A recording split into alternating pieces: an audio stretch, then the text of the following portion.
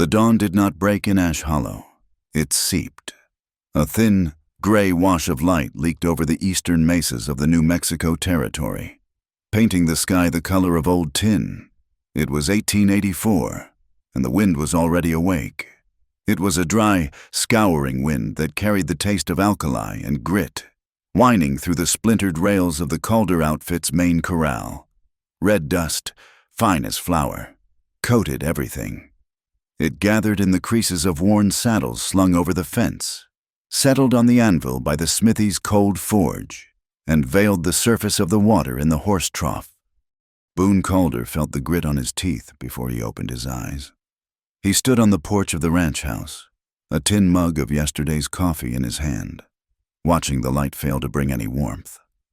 At 32, his face was a map of sun and wind, the skin drawn tight over bone, the lines etched deep from his eyes to his temples. He was known as a man of few words and rigid trail discipline, a reputation that kept the Calder outfit running, but just barely.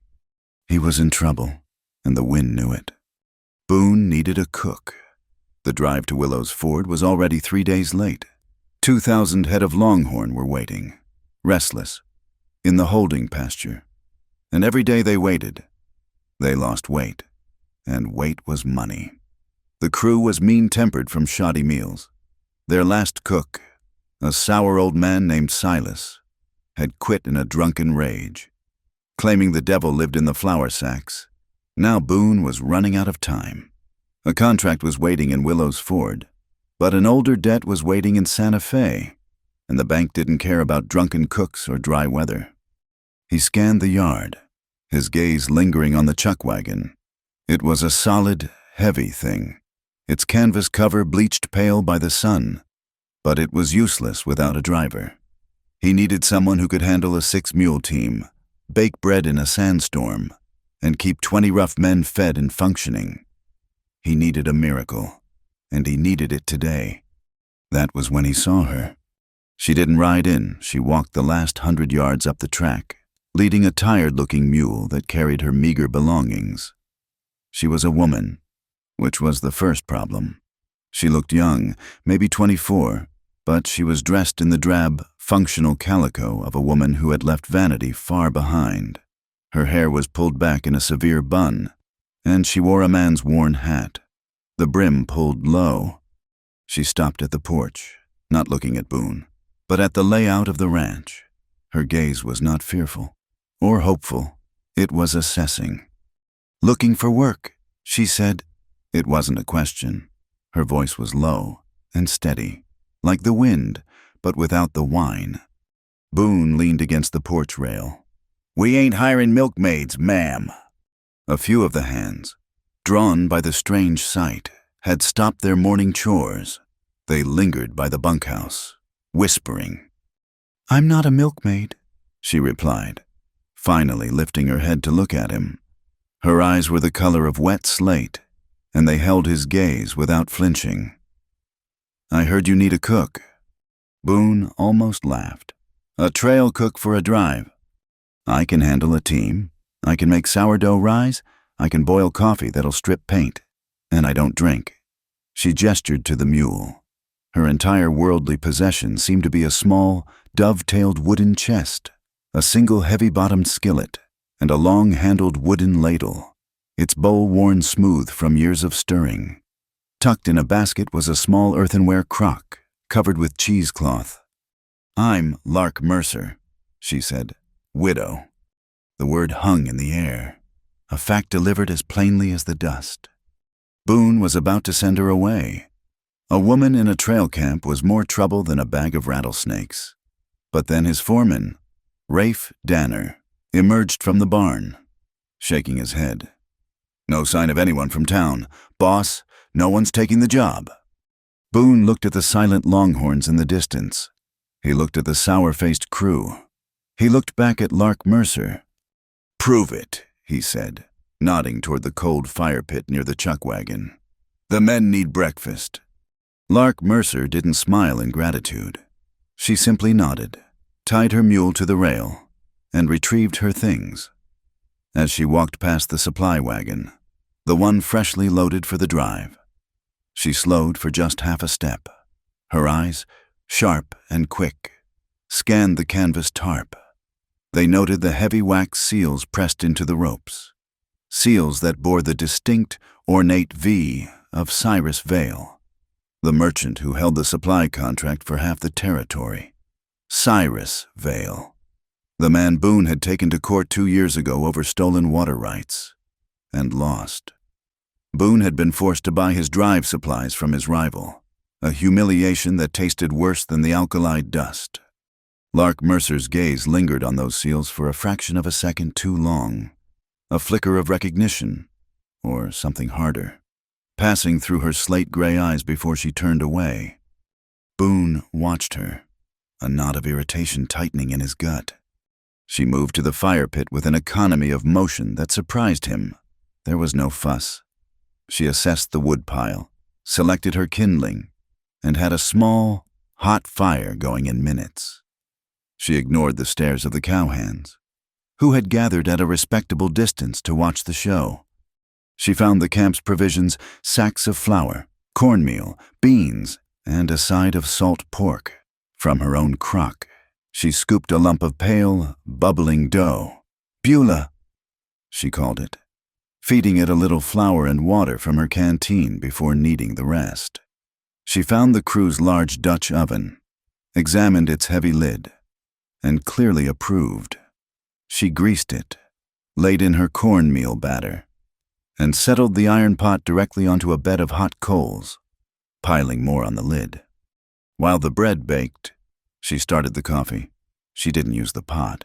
She filled a bucket with water, dumped in a heavy measure of arbuckles, and set it near the flames to boil.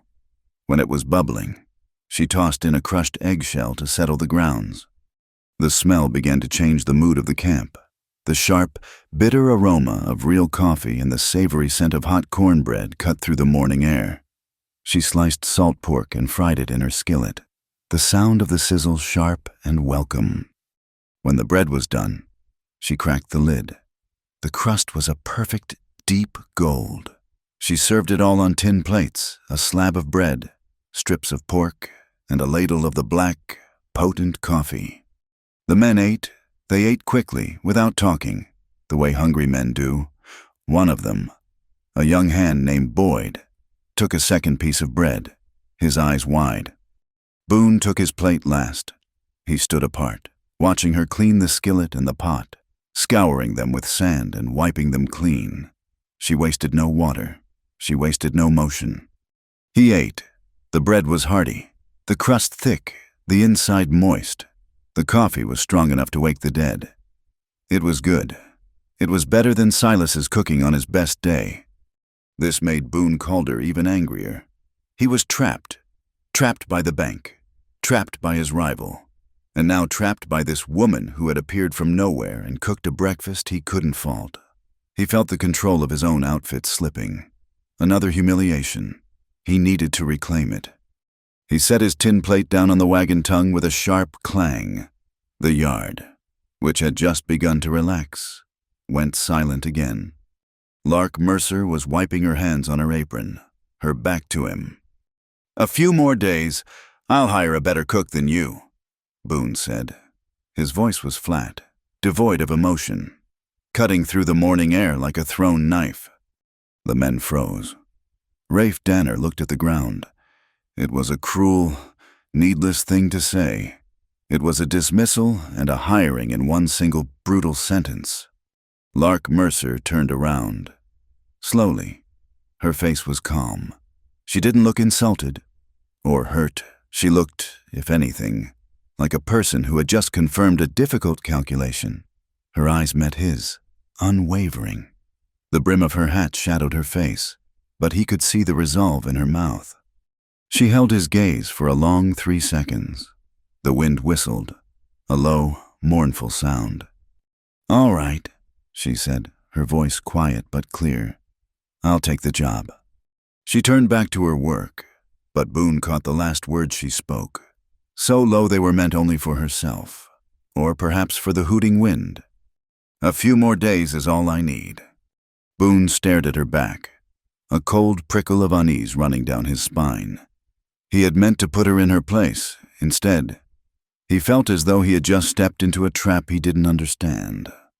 High above the hollow, a single hawk cut lazy circles against the pale, dusty sky. It was watching the ground, waiting.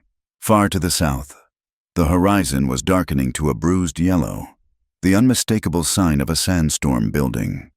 Secrets and storms were gathering, and the Calder outfit was about to ride directly into both. The moment Boone Calder turned his back, the authority in the yard shifted. It moved from the ranch owner on the porch to the woman by the fire pit. Lark Mercer was no longer an applicant. She was the cook, and the chuck wagon was now her territory.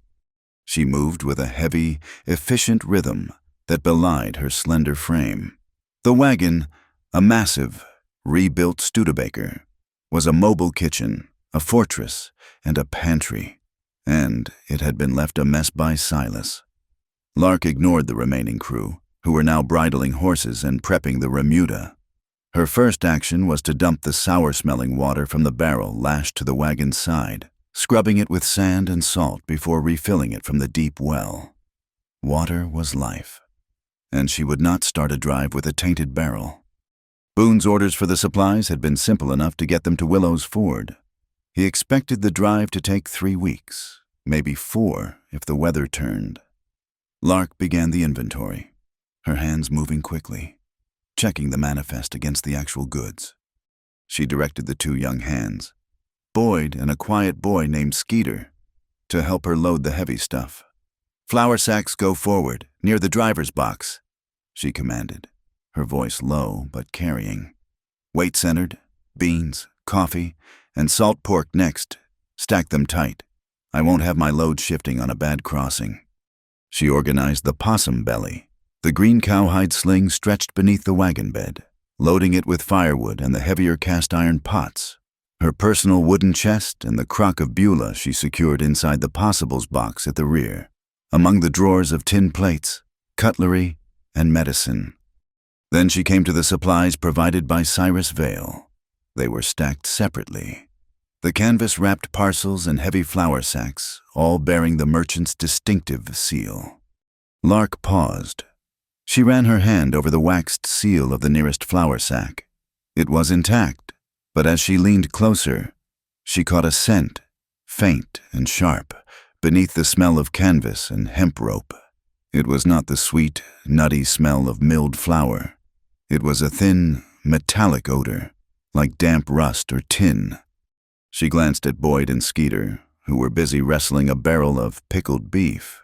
She was alone, with a small, sharp utility knife from her apron. She picked at the heavy jute seam of the sack, pulling a single thread until a tiny opening appeared. She pressed her nose to it. The smell was stronger now, acrid and wrong. She quickly pulled the thread tight. Closing the hole, her face revealed nothing, but her eyes narrowed. She moved to the next Vale-stamped sack. It had the same faint, offensive odor. "Everything loaded, ma'am," Boyd said, wiping sweat from his forehead. "Almost," Lark said, her voice smooth. "Stack those sacks last. I want them where I can reach them first." While Lark claimed her kitchen, Boone Calder gathered the rest of his outfit. He stood on the tailgate of the supply wagon, a worn map unrolled and weighted down with rocks. The men gathered around, 12 of them, their faces grim in the morning light. They were hard men, worn down by dry seasons and low pay.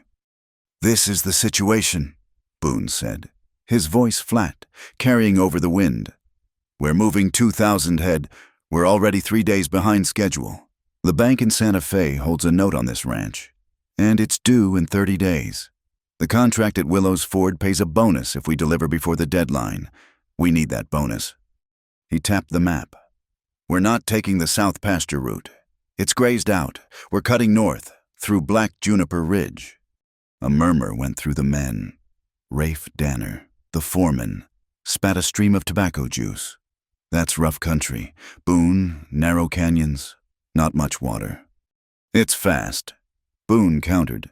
"It cuts 8, maybe 10 days off the drive, We'll push them hard." He looked at the circle of faces.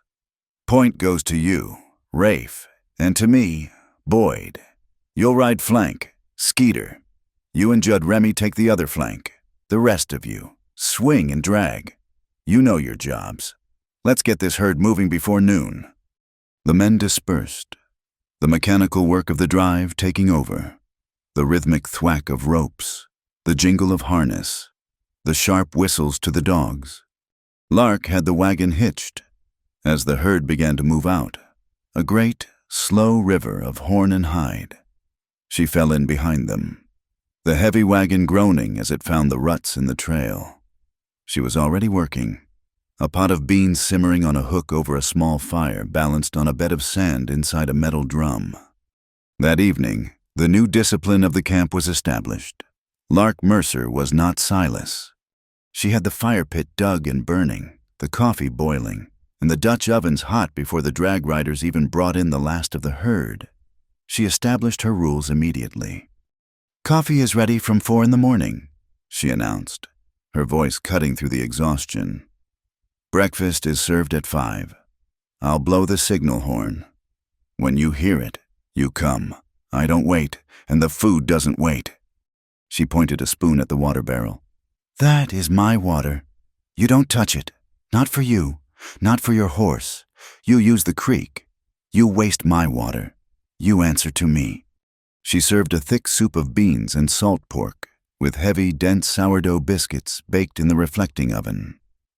The men ate, again in silence, but this time it was the silence of appreciation. One man, however, felt the shift in power and didn't like it. Judd Remy was a thick-bodied man with a mean streak, the kind who kicked dogs and spooked horses for sport. He swaggered up to the wagon for a second helping, a smirk on his face. "You're a stern one, ain't ya? Cook," he sneered, dragging the title out. "Maybe a long drive will soften you up. A woman alone out here finds she needs company." Lark didn't look up. She was using a pair of heavy iron tongs to lift the searing hot lid off a Dutch oven full of fresh biscuits. Remy, emboldened by her silence, reached past her, his grimy hand darting toward the pot. "I'll just help myself." He never made it. Lark moved the tongs, not in anger, but with the precise motion of a blacksmith. She didn't strike him. She simply intercepted his hand. The hot, heavy iron tongs clamped down on the cast iron lid, catching the back of Remy's fingers between the two pieces of metal. Clang! Remy screamed, a sharp, high sound, snatching his hand back. It wasn't a burn, but the heat was enough to blister. He stared at his knuckles, white and red, then at Lark. She finally looked at him, her gray eyes cold as a winter creek. "The food stays clean. Mr. Remy, you'll wait your turn like the rest." The camp went dead quiet. Every man had seen it. Remy, cradling his hand, his face purple with rage and humiliation, opened his mouth, but he saw the absolute lack of fear in her face and the heavy iron skillet sitting by her foot. He said nothing. He turned and stalked back to the shadows of the fire. Boone Calder had watched the entire thing from the edge of the light. He was impressed, and it angered him. She had handled Remy without hysterics, without spilling a single bean, and had established her authority without question.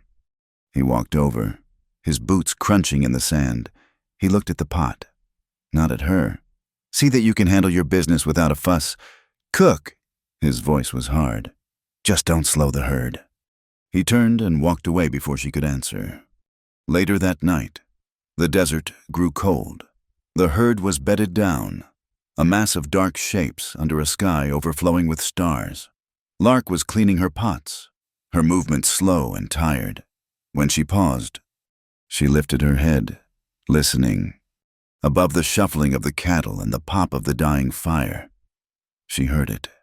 A faint, metallic tink, tink, tink. It was distant, to the north, where the trail watchers were supposed to be. It was not a cowbell. She saw Boone rise from his bedroll near the fire. He was already holding his rifle. He listened, then melted into the darkness beyond the wagon. Lark waited. She banked the fire, her heart a cold knot in her chest. He was gone for nearly 20 minutes. When he returned, he moved straight to Rafe Danner, who was taking the first watch. "We've got company," Boone said, his voice a low growl. "Found tracks. 2 riders. They were sitting on that ridge for an hour, watching us. Their horses were shod, not drifters." Rafe cursed. "Vale!" "Maybe," Boone said. "Or just bandits. Double the watch, and tell the men to keep their eyes open." Lark waited another hour, until the camp was truly asleep.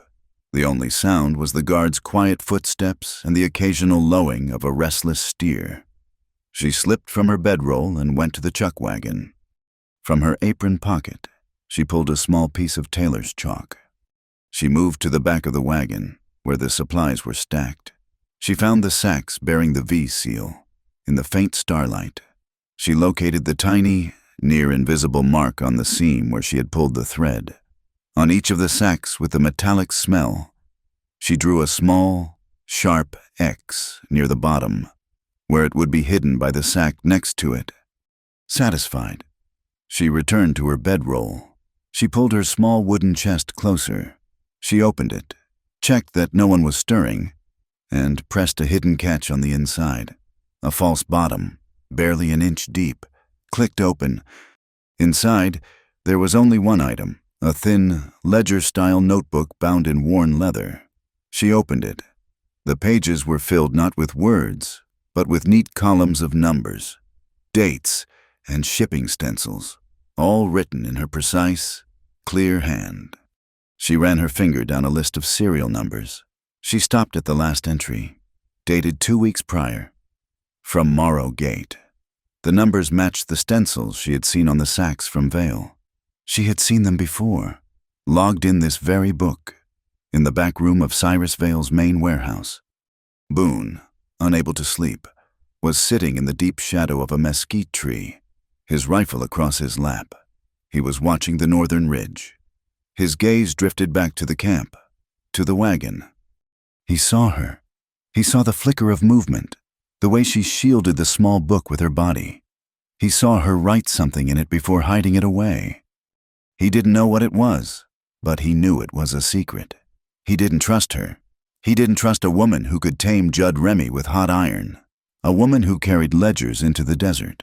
But he was too tired to confront her, and the safety of his herd was more important. He filed the image away. Another piece of grit, another reason to be wary. He had a herd to move, and she was, for now, just the cook.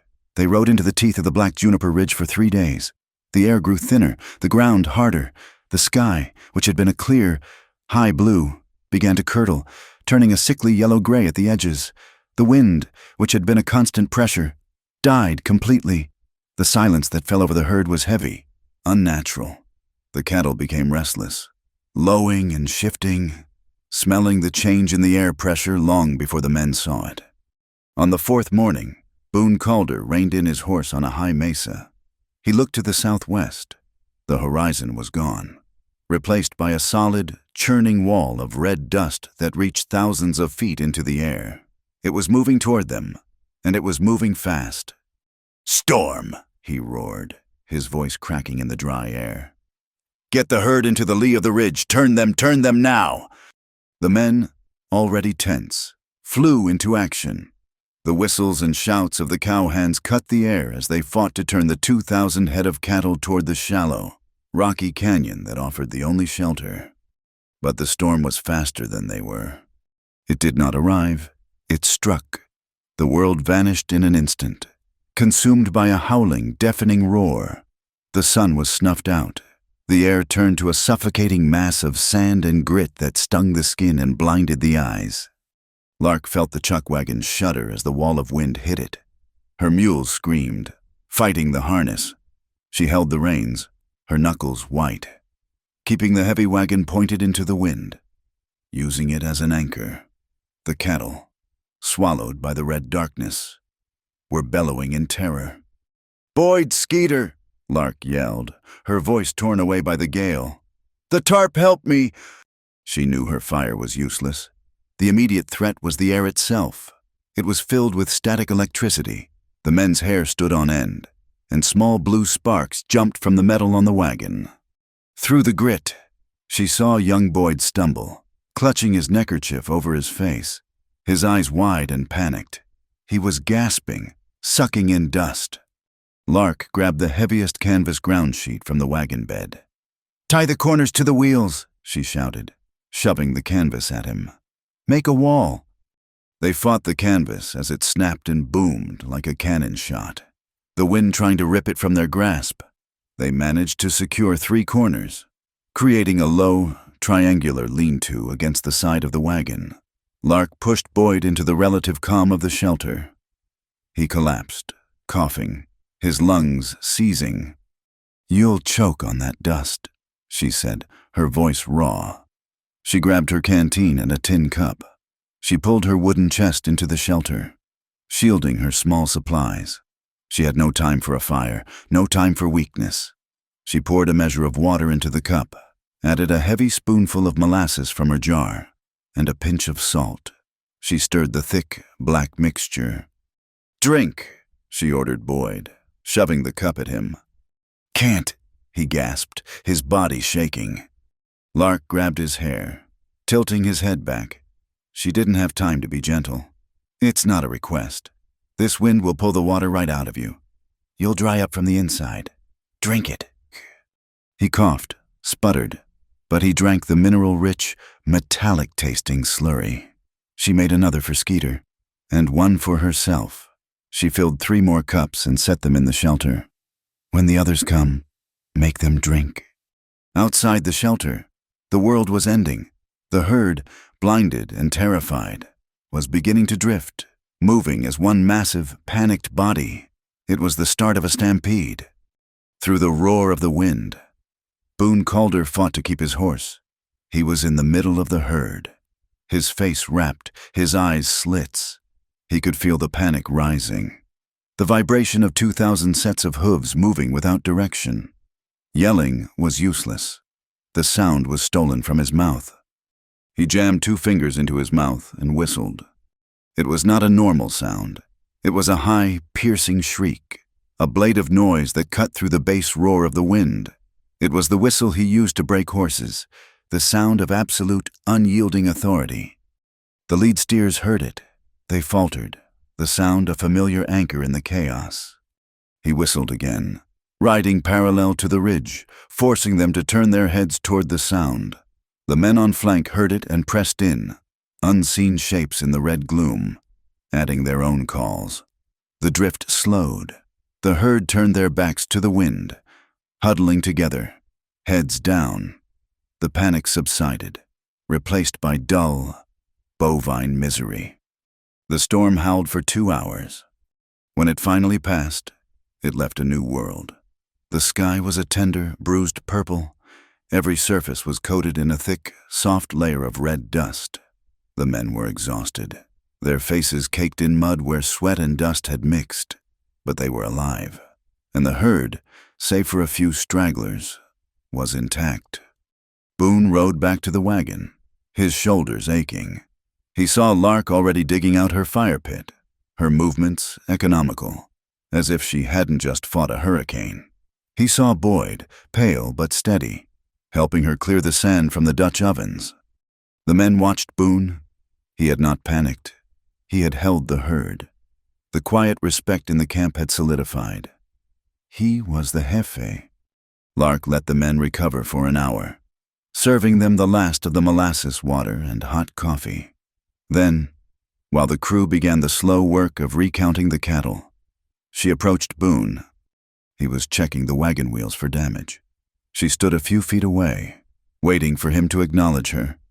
He finally looked up, his eyes bloodshot and wary. She didn't waste time. She held out a piece of folded cloth. "Mr. Calder." He stared at the cloth. "What is it?" "I took this from one of the flour sacks, the one sealed by Vale." She unfolded the cloth, revealing a small pile of grayish-white powder. "It has no business being in flour. Boone wiped his hand on his pants and took the cloth. He sniffed it. The acrid, metallic smell was sharp. "It smells wrong," Lark said. "I didn't use it in the biscuits this morning. I opened one of the outfit's unmarked bags. I suggest we discard all of Vale's sacks. They're tainted." Boone's face hardened. He was exhausted. His nerves rubbed raw. He felt the authority he had just won with the herd being challenged by this woman. She was questioning his supplies, his provision, his judgment. The humiliation of having to buy from Vale in the first place returned, sharp and bitter. He handed the cloth back to her, his voice dripping with defensive pride. "A few more days I replace the cook," he said, his voice low and cold. "I'll replace the flour then, too. You'll use what you're given." The insult hung in the still, dusty air. Lark's expression did not change, but her eyes went flat. "I am not talking about the taste of the bread, Mr. Calder," she said, her voice just as cold, just as precise. "I'm talking about the herd. We're heading into the high passes. There is no water. You feed the men this, they get sick, but you mix this flour into the salt cakes for the cattle." Boone's head snapped up. "If this taint, whatever it is in those cakes," she continued, "it will make the herd desperately thirsty. A thirsty herd is a panicked herd. They will smell water 10 miles away, and you will not stop them. They will stampede in the pass, and you will lose them all over the rocks." He stared at her. He froze for half a beat. She was right. The logic was cold, hard, and undeniable. She had taken her kitchen concern and linked it directly to his herd, his contract, his survival, and he hated her for it.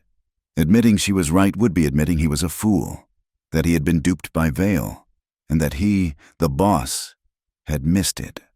Stubbornness and pride, harder than the canyon rock, won out. "I heard you," he bit out, "but I don't trust you."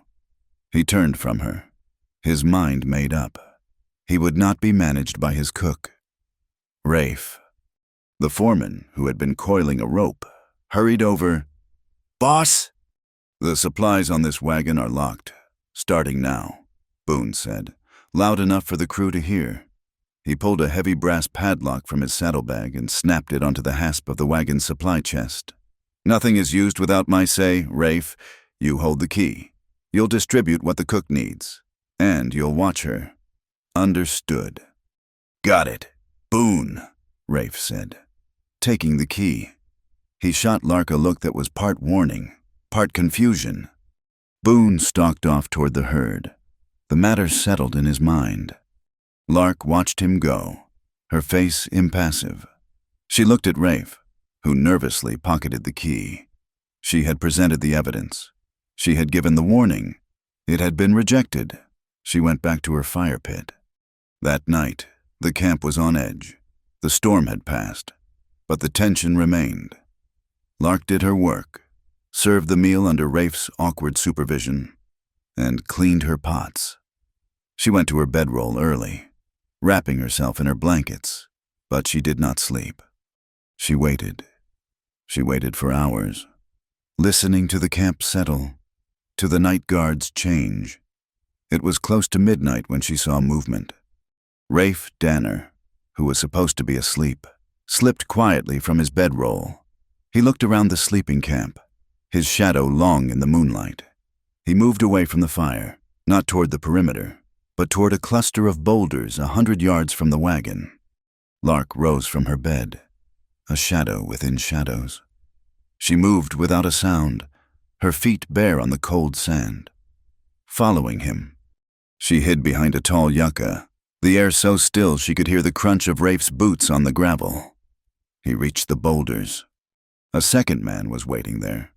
He was short, thick-set, and had been sitting so still he looked like one of the rocks. He wore the dark clothes and low-brimmed hat of a man who did not want to be seen. Lark watched. The two men spoke, their voices too low to carry. She saw Rafe reach into his pocket. He did not pull out the key Boone had given him. He pulled out a second key, smaller and darker. He passed it to the stranger. The stranger nodded. He handed Rafe a heavy, canvas-wrapped parcel. It was not large, perhaps 10 pounds. Rafe tucked it under his arm. The stranger pointed back toward the wagon, then at the key, and tapped his watch. Rafe nodded, his face pale and sick in the moonlight. The stranger gave Rafe the key back, then vanished into the rocks, moving toward 2 horses tied in a dry wash. Lark didn't wait to see Rafe return. She slipped back to the wagon, her heart beating a cold, steady rhythm. The exchange wasn't a key for the lock. Rafe already had a spare key. This was something else. They had swapped something. She got to her bedroll, pulled out her wooden chest, and opened the false bottom. She took out the small ledger by the faint, dying light of the moon. She opened it to a fresh page. She wrote, her pencil whispering on the paper. Rafe, key 2. Met Vale's man, 11:40 p.m., exchanged parcel, tainted. She closed the book and hid it. She knew, with chilling certainty, that the parcel Rafe had taken was more of the tainted flour, or perhaps something worse. And he had a key to add it to the supplies whenever he wished. At dawn, Boone Calder was the first to rise. His mind was troubled. Lark's words about the stampede had burrowed into his sleep. He felt edgy, and he hated the feeling. He walked through the quiet camp, checking the horses. He passed the chuck wagon. He stopped. The ground, bone-dry and dusty when they went to sleep, was dark and damp in a wide patch next to the water barrel.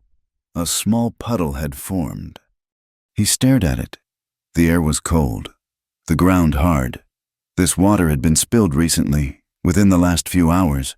He looked at the spigot on the barrel. It was closed tight. He knew Lark's rules. No one touched that barrel. No one. He looked at the heavy padlock on the supply box. It was locked. He looked over at Rafe Danner, who appeared to be fast asleep.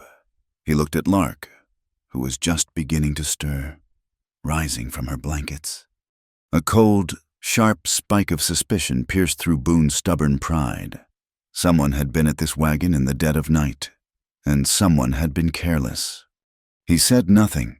He just stared at the wet ground, the evidence of a secret he did not understand, and knew, deep in his gut, that the woman he had dismissed was right about one thing. Something was wrong. The night was a liar. It was still and cold, the moon a sliver of bone, but the air was electric, taut as a fiddle string.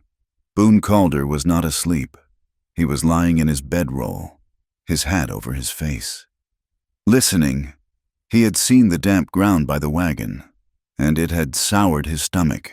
He was listening for a footstep, for the slide of a key in the padlock he himself had ordered. Lark Mercer was not asleep, either. She lay near the wagon, her head resting on her arm, facing the supply chest. She watched the lock, a dark shape in the moonlight, waiting for the shadow that would come to it. Neither of them heard the real danger until it was too late. It was not a sound. It was a vibration, a low, deep thrum that came from the earth itself, as if a great, dark heart had begun to beat beneath them. Boone was on his feet in an instant, his hat falling back. "What is that?" Then the sound came, a deep, rising roar, not of cattle lowing, but of thunder. The ground was shaking. A shot cracked from the far side of the herd, where the night guard was posted. "Stampede!" The word was a scream, swallowed by the noise. The world exploded. The 2,000 head of longhorn rose as one single panicked beast, a black river of horn and hide flooding the plains. They were running north, toward the open, rocky barrens, not the creek. "Horses!" Boone roared, sprinting for his mount, already half-bridled. "To the point, turn them, or we lose them all!" The camp erupted. Men scrambled from bedrolls, grabbing ropes and saddles, yelling into the chaos. Lark watched the herd's direction. North, away from the water. Her blood ran cold. She had been right. They were running thirsty. Boone swung onto his horse, Clay, his best cutting horse, and plunged into the darkness. He was a speck of shadow against a moving wall of blackness. The men followed, fanning out, their whistles and shouts swallowed by the deafening drum of hooves.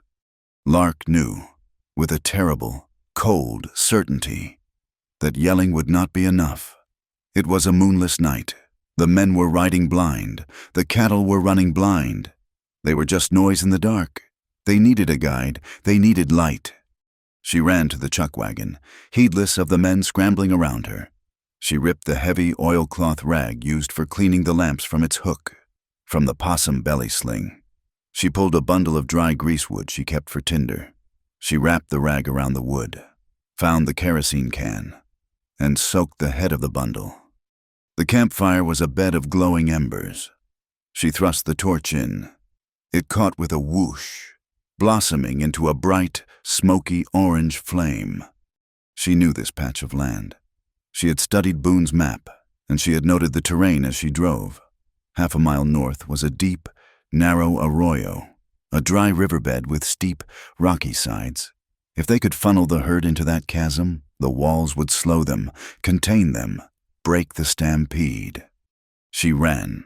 Her boots slipped on the loose gravel. Her lungs burned, but she held the torch high. She ran past the disorganized flank riders, pointing with the flame, "To the arroyo! Turn them into the arroyo!" She found a small, rocky rise just at the mouth of the valley, a natural funnel. She stood on it, a single point of fire in the vast, thundering darkness. She waved the torch back and forth, creating a wall of flame. Boone, fighting his way through the panicked herd, saw it. He saw the light, and he understood her plan instantly. He was on the far side of the lead steers, trying to cut them off. He whistled, the sharp, piercing sound Lark had heard before. He was turning them. He saw the lead steers see the fire. They shied from it, their eyes white. They began to turn, just as he'd wanted, toward the mouth of the arroyo. The plan was working. A cold, spitting rain began to fall. Not a downpour, but a slick, greasy mist that turned the dust to slick mud. Lark held her ground as the front of the herd bore down on her. The noise was a physical thing, shaking her bones. The ground was slick. She took a step back to brace herself, and her heel hit a loose, muddy stone. She slipped. Her arms windmilled, the torch flying one way, her body the other. She fell, rolling down the short, muddy embankment, landing hard in the gravel wash at the bottom. She looked up. The wall of cattle, the led steers, were turning directly toward her. She was in their path. There was no time to get up. Boone saw the torch go out. He saw her shadow disappear. He roared her name, a sound of pure, primal fury. He was riding too fast. He couldn't stop, couldn't reach her. The steers were seconds from her. He did the only thing he could. He uncoiled his rope. His horse, responding to the pressure of his knees, lunged forward in one fluid, impossible motion. Boone rose in his stirrups and cast his loop. The rope sang, a perfect circle in the dark, and settled over her shoulders, tightening around her arms. Boone dallied the rope to his saddle horn an instant before the slack ran out. The jerk was brutal. It ripped Lark from the mud, pulling her sideways, dragging her for 2 agonizing feet before Boone could rein his horse. Clay, back on its haunches. He was beside her in a second. The herd was splitting around them, a river of horns and terrified eyes. He leaned low, his arms straining, and grabbed the front of her shirt. With a single, desperate heave, he hauled her off the ground and across his lap, pulling her in front of him, pinning her against his chest with one arm. She landed hard against him. She was gasping, her face buried in his rain-soaked jacket. She could smell wet leather, sweat, and horse. His heart was hammering against her ear, a frantic drum that matched the hooves. He held her in a vice grip, one arm locked around her waist. The reins tangled in the same hand. His horse screamed, fighting for balance as the cattle surged past, their horns close enough to graze his boot. "Hold on!" he yelled, his voice a raw growl in her ear. His breath was hot. They were in the eye of the storm. An island of two in a sea of panic. She was crushed against him, their bodies slick with mud and cold rain. It was the closest she had been to any man in years, and it was not a caress. It was a lifeline. The torch was gone. The men were scattered. "The arroyo!" he shouted. "We have to yell with me. Guide them." He started the call, a low, rhythmic chant, a human wall of sound. Lark, still gasping, found her breath and joined him. Her alto was clear and strong, cutting through his bass. Their voices together rose above the thunder. The men heard them. They saw the single large shape of Boone's horse at the mouth of the valley. They reformed their line. It worked. The herd, hemmed in by the fireless dark, the rocky walls, and the wall of human sound, poured into the arroyo. The narrow walls forced them to slow. The run became a trot, then a surge, then a confused, milling mass. The stampede was broken. It took another hour to fully contain them, to ride the edges and calm the herd into a tight, exhausted bunch. When it was over, Boone rode his trembling horse back to the wagons, the gray light of dawn breaking. He slid from the saddle, his muscles screaming. He eased Lark to the ground, his arm lingering at her waist for a moment, as if he had forgotten how to let go. They stood facing each other, coated in drying mud, shaking with adrenaline and cold. Lark's eyes were on the ground. She saw the charred end of her torch. She bent to pick it up, and her fingers brushed something in the mud, something small and hard. She dug it out. It was a small, dark brown glass vial, no bigger than her thumb, sealed with a cork. She pulled the cork with her teeth and sniffed.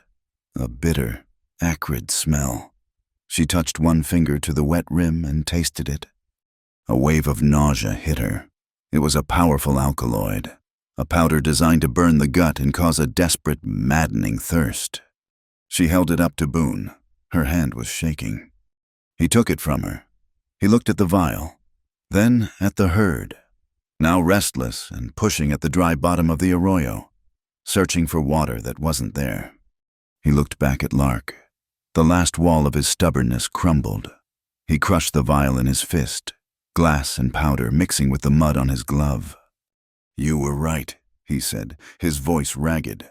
"Someone wants this herd scattered." Back at the camp, the fire was a sodden mess. Lark rebuilt it, her hands functioning with a precision that her mind could not find. The cold rain was steady now. She restrung the wagon tarp to create a lean-to. Boone sat under it, staring into the new flames. He was checking his rifle, ejecting the damp shells. When he worked the lever, Lark saw his hand. His knuckles were raw and bleeding, scraped open when he had hauled her onto the saddle. She said nothing.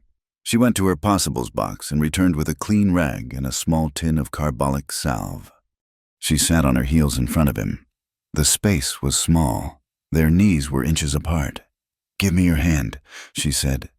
He stared at her, then slowly, reluctantly, extended his left hand. She took it. His hand was large, calloused, and trembling slightly from the cold. Her fingers were cold and muddy, but her touch was firm. She carefully cleaned the grit from the wounds.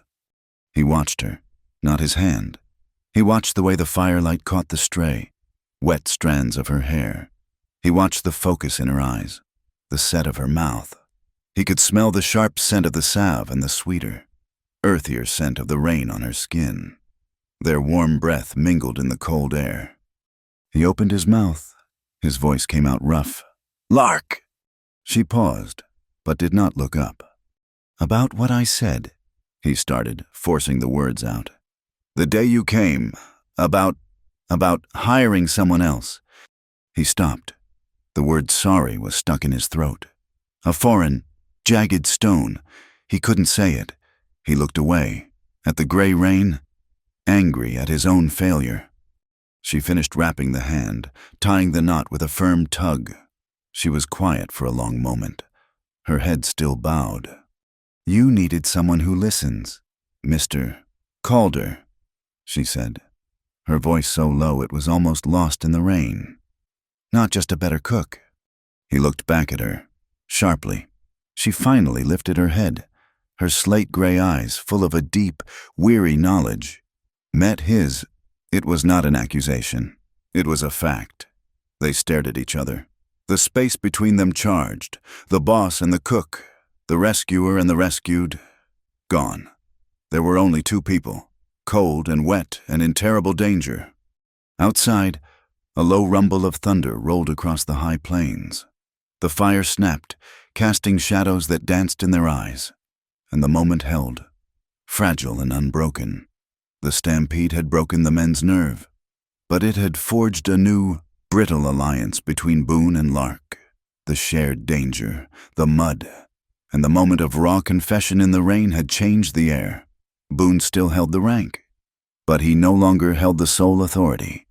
He was watching her, not as a boss watches a hireling, but as a man watches a puzzle he cannot solve. They nursed the herd for a full day, letting them drink sparingly from a muddy creek, letting the terror seep out of them. Rafe Danner was quiet, almost too helpful, his eyes constantly shifting, avoiding Boone's, avoiding Lark's. On the second morning, Lark began her work. Boone had removed the padlock, handing it back to her without a word. The gesture was acknowledgement enough.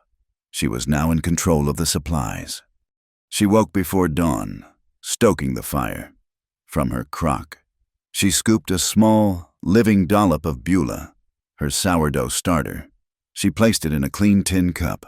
She then retrieved 3 small sacks, one of her own private stock from her chest, one from the unmarked Calder outfit supply, and one of the sacks marked with Cyrus Vale's V and her own chalk X. Boone was watching her from the shadows, nursing a mug of coffee. He said nothing, just observed her strange, domestic ritual. Lark set 3 tin cups in a row on the tailgate. Into each, she placed an equal, small measure of the starter. From the first sack, her own. She added a spoonful of flour and a little water. She did the same with the Calder sack. Then, she opened the Vale sack, the faint, metallic odor, sharper now in the damp air, rose. She added the gray-tinged flour to the 3rd cup. Then they waited. She tended to the rest of breakfast, mixing biscuits using only the Calder flour. Boiling the coffee, Boone did not move. After 20 minutes, she pointed. "Look!" Boone stepped closer. The first cup, her private stock, was bubbling gently, the starter alive and sweet-smelling. The second cup, the Calder stock, was also rising, healthy. The 3rd cup was poison. The starter had foamed up violently, a thick, gray, unnatural froth, before collapsing. Now, it was flat, dark, and utterly dead. The acrid smell of tin and chemicals was unmistakable. "Beulah doesn't lie," Lark said, her voice quiet. "Whatever is in that flour, it's not meant for living things." Boone stared at the dead yeast, his jaw tight. The proof was absolute, undeniable. He had almost fed this to his men, to his herd. Lark tipped the poisoned cup onto the ground. "That was your stampede. Mr. Calder, that and the vial I found. They hit the herd with the alkaloid to start the panic, and they've been dosing the salt licks with this flour to keep them thirsty and on edge. They wanted the herd to break. They wanted them scattered over the rocks." Boone's anger was a cold, solid thing. "Rafe," he said, the name like a stone in his mouth. Lark nodded. She grabbed a stick and knelt in the damp earth by the wagon. "He has a partner. He has a spare key. He met a man the night of the storm." Boone watched, silent, as she drew a map in the dirt. She drew the chuck wagon, the cluster of boulders, the path Rafe had taken, the spot where she had seen the handoff. She drew the location of the damp earth by the water barrel. "He was covering his tracks," she said. "He used the water to wash something, maybe the vial, maybe his hands. He was careless. He thought no one was watching." She then went to her wooden chest, opened the false bottom, and retrieved the thin ledger. She opened it to the page she had written in the dark. She held it out to him. Rafe, key 2. Met Vale's man, 11:40 p.m., exchanged parcel. Boone did not read the ledger. He stared at her face, at the cold, methodical intelligence in her eyes. This isn't your first time tracking men, is it, Mrs. Mercer? Lark's gaze met his. No, it is not. But why? Boone's voice was rough. Why scatter my herd? It costs Vale money, too. He supplied this drive. Does he? Lark asked. Or is he just using your name? Your brand is clean. Your reputation is good.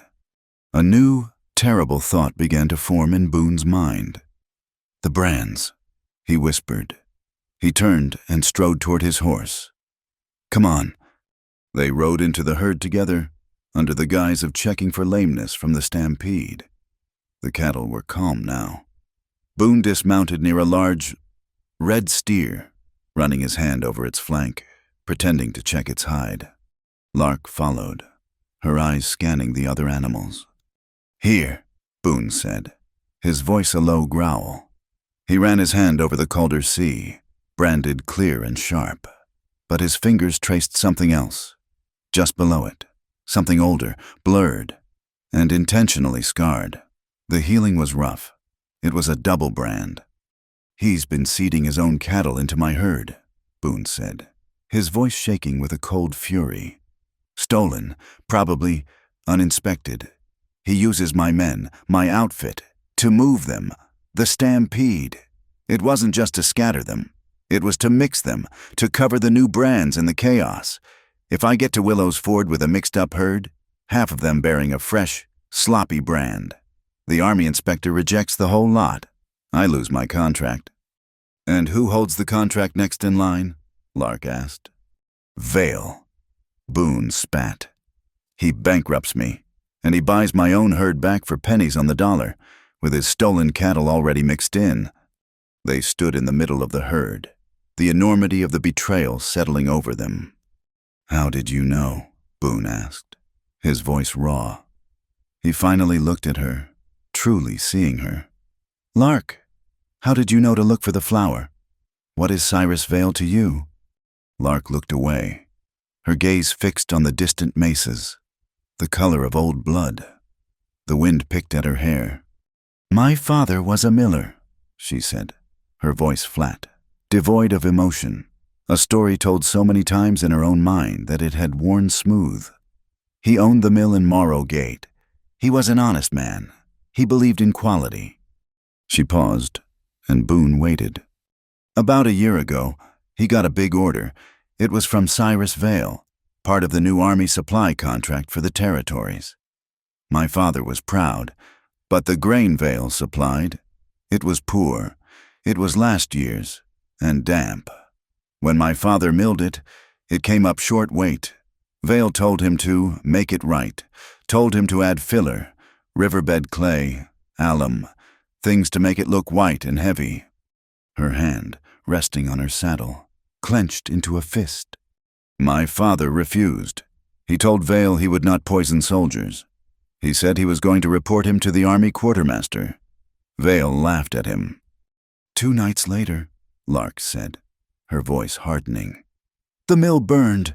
It was a flour dust explosion. The sheriff said, they happen, but my father, he was locked inside, in his office. It was not an accident. Boone closed his eyes. I found his ledger, Lark continued. The real one. He had been taking samples of Vale's flour for weeks, documenting the impurities. The sheriff didn't want it. He called me a grieving daughter. So I took the ledger, and I started my own. She tapped the book still tucked in her belt. I've been tracking Vale's shipments, his brands, his suppliers. I knew this drive was his. I knew it was headed to Willow's Ford, to the same Army contract. I knew I had to be on this wagon. She finally looked at him, her gray eyes burning. I came for the proof that we'll hang him. Boone was silent. His own problems, the debt. The bank seemed small, pathetic, next to the cold, hard weight of her justice. He was just a pawn, a clean hand to do Vale's dirty work. The realization was humiliating. He won't hang for bad flour. Lark, Boone said, his voice heavy. He's got the courts in his pocket. We get to Willow's Ford. His lawyer will bury us in paper.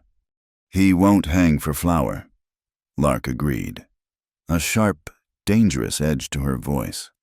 But he will hang for conspiring to defraud the United States Army, especially if he's caught red-handed, with the poison, the stolen cattle, and the proof of his conspiracy all in one place. A new plan began to form, born of her quiet vengeance and his cold rage. Rafe is our only link, Boone said, thinking aloud. He's the one who will panic. He already is, Lark said. But he thinks the stampede failed. He thinks he just needs to wait, maybe try again. We have to force him. We go early, Boone said. We push the herd. We cut 2 days off the trail, but we stage it. Lark's eyes lit up. She understood. The flour. We need to be running out. We need an emergency. That afternoon, Lark staged her accident. With Rafe watching, she tripped while stacking the supplies, sending one of the large Calder sacks tumbling into the creek. She made a show of cursing, of dragging the sodden, useless bag from the water. Rafe's face went pale. He knew, better than anyone, what was in the other sacks. He was trapped. That evening, Boone watched from a high ridge as Rafe, thinking he was unseen, met another rider, a relay man.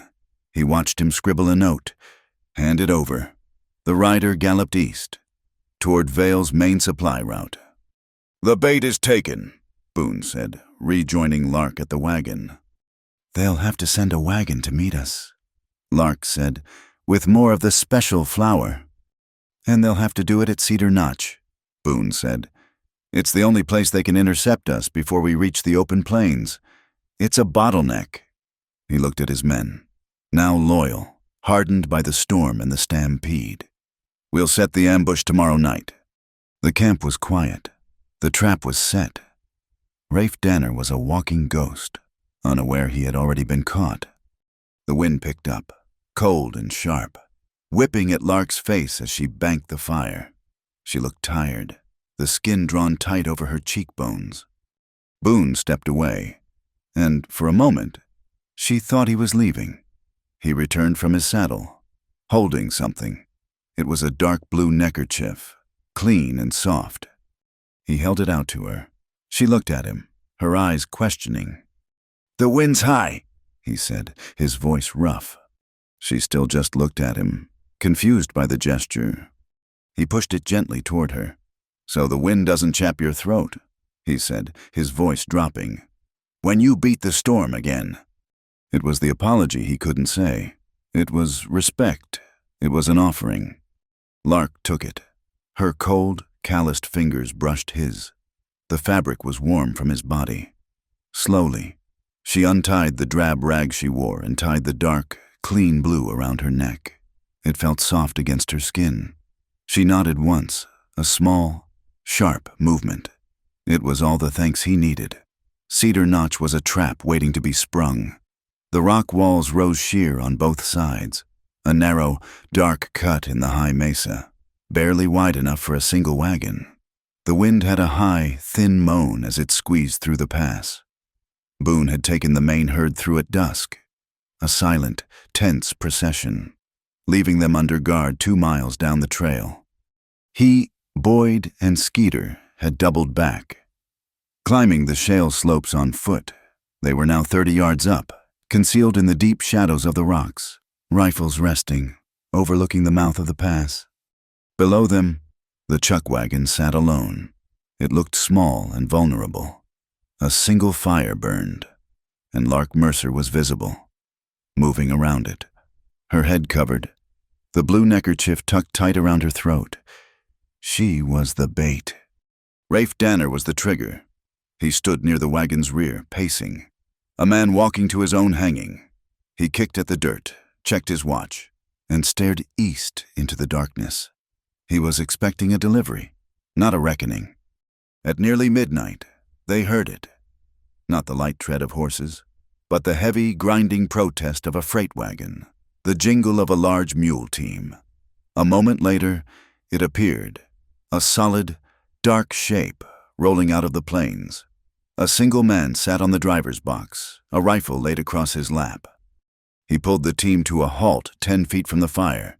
He was a man in a town suit, his hat expensive, his face pinched and pale. This was Quentin Lyle, Cyrus Vale's chief clerk, a man who smelled of ink and stale cigars, not horse sweat. "Danner," Lyle called, his voice thin and impatient. "You're late. This is an unscheduled stop, Mr. Vale is not pleased." Rafe flinched, rushing forward, his hat in his hands. "Mr.